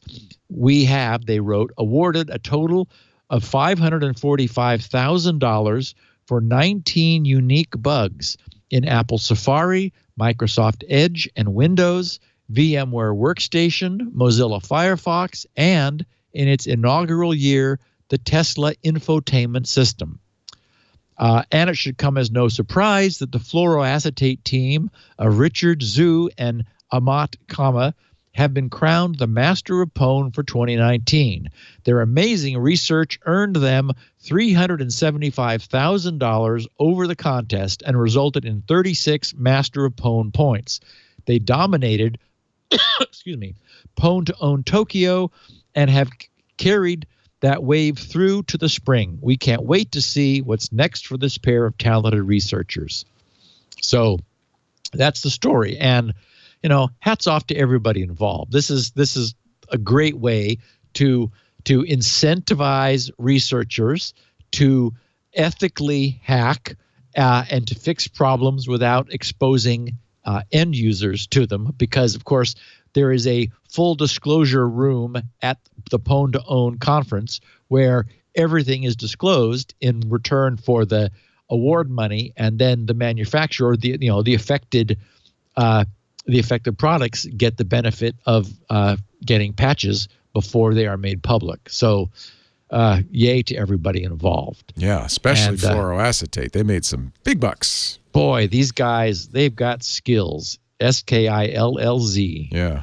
Do you figure this is like a full-time job for them all year long? They search for these exploits, and it all culminates in March. And Vancouver. I mean, as we said, what was it? Is that spoiler was last week? I think week before was hacking as a career. Yeah. I mean, you can, if you're good, you can support yourself now. We're in an industry where there is money either responsibly or, I would argue, irresponsibly disclosed. There's money if you can find problems. And boy, the target richness of the environment is not decreasing. Yeah. It is growing exponentially.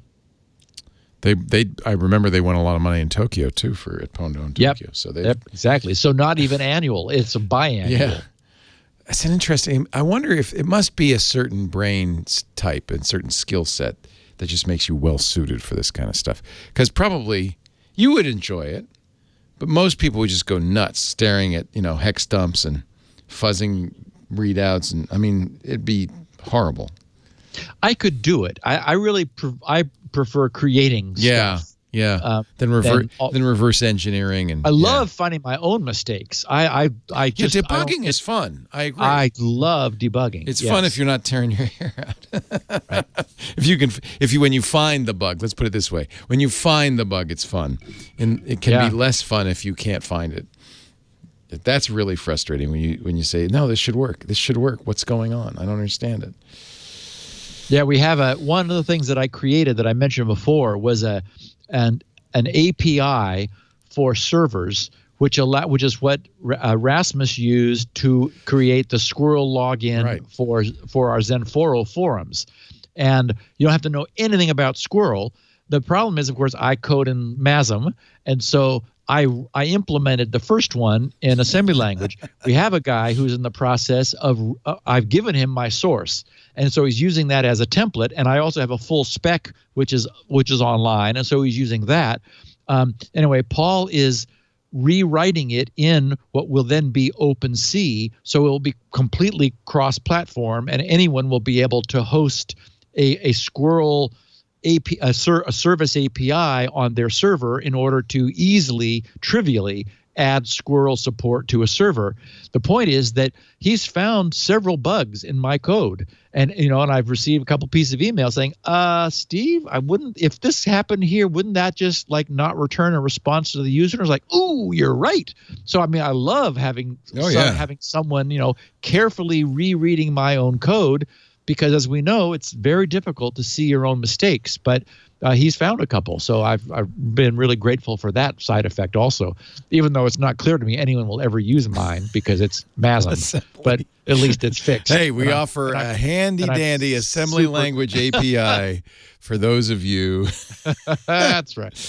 Well, Steve, it's been fun. And I don't mind 20 pages, 25, 30. It's always great. Security Now. We just had a lot to talk. I threw a bunch of stuff out because there just wasn't time to get to it all. Some days there's a lot to say. That's right. Thank you, industry, for never giving us a boring podcast. You'll find copies of this show at Steve's site, grc.com, along with transcriptions. So if you'd like to read along while you listen, they're all there. Along with SpinRite, the world's finest hard drive recovery and maintenance utility, and SpinRite. Did I say SpinRite? I did say SpinRite. Yeah. And Squirrel, that's the other thing, and a lot of other things. In fact, it's a black hole. You'll go there and you won't come out for hours. That's that black hole. Read everything you can. It's fun. grc.com. We have audio and video on our site, twit.tv/SN. It's also on YouTube. It's everywhere. And, the best thing to do would be get a podcast program. There's so many good ones out there, and subscribe. That way you'll get every episode. And if you want to go back in time, every one of the 707 episodes are stored at twit.tv/SN, so you can get them bit by bit. And there are a number of scripts out there. I have a few on my blog, PowerShell scripts and so forth that will suck the entire set to your server, from our server to yours. Thank you, Steve. Have a great evening, and I'll see you next time on Security Now. Bye-bye. Thanks, Leo. Bye. Security Now.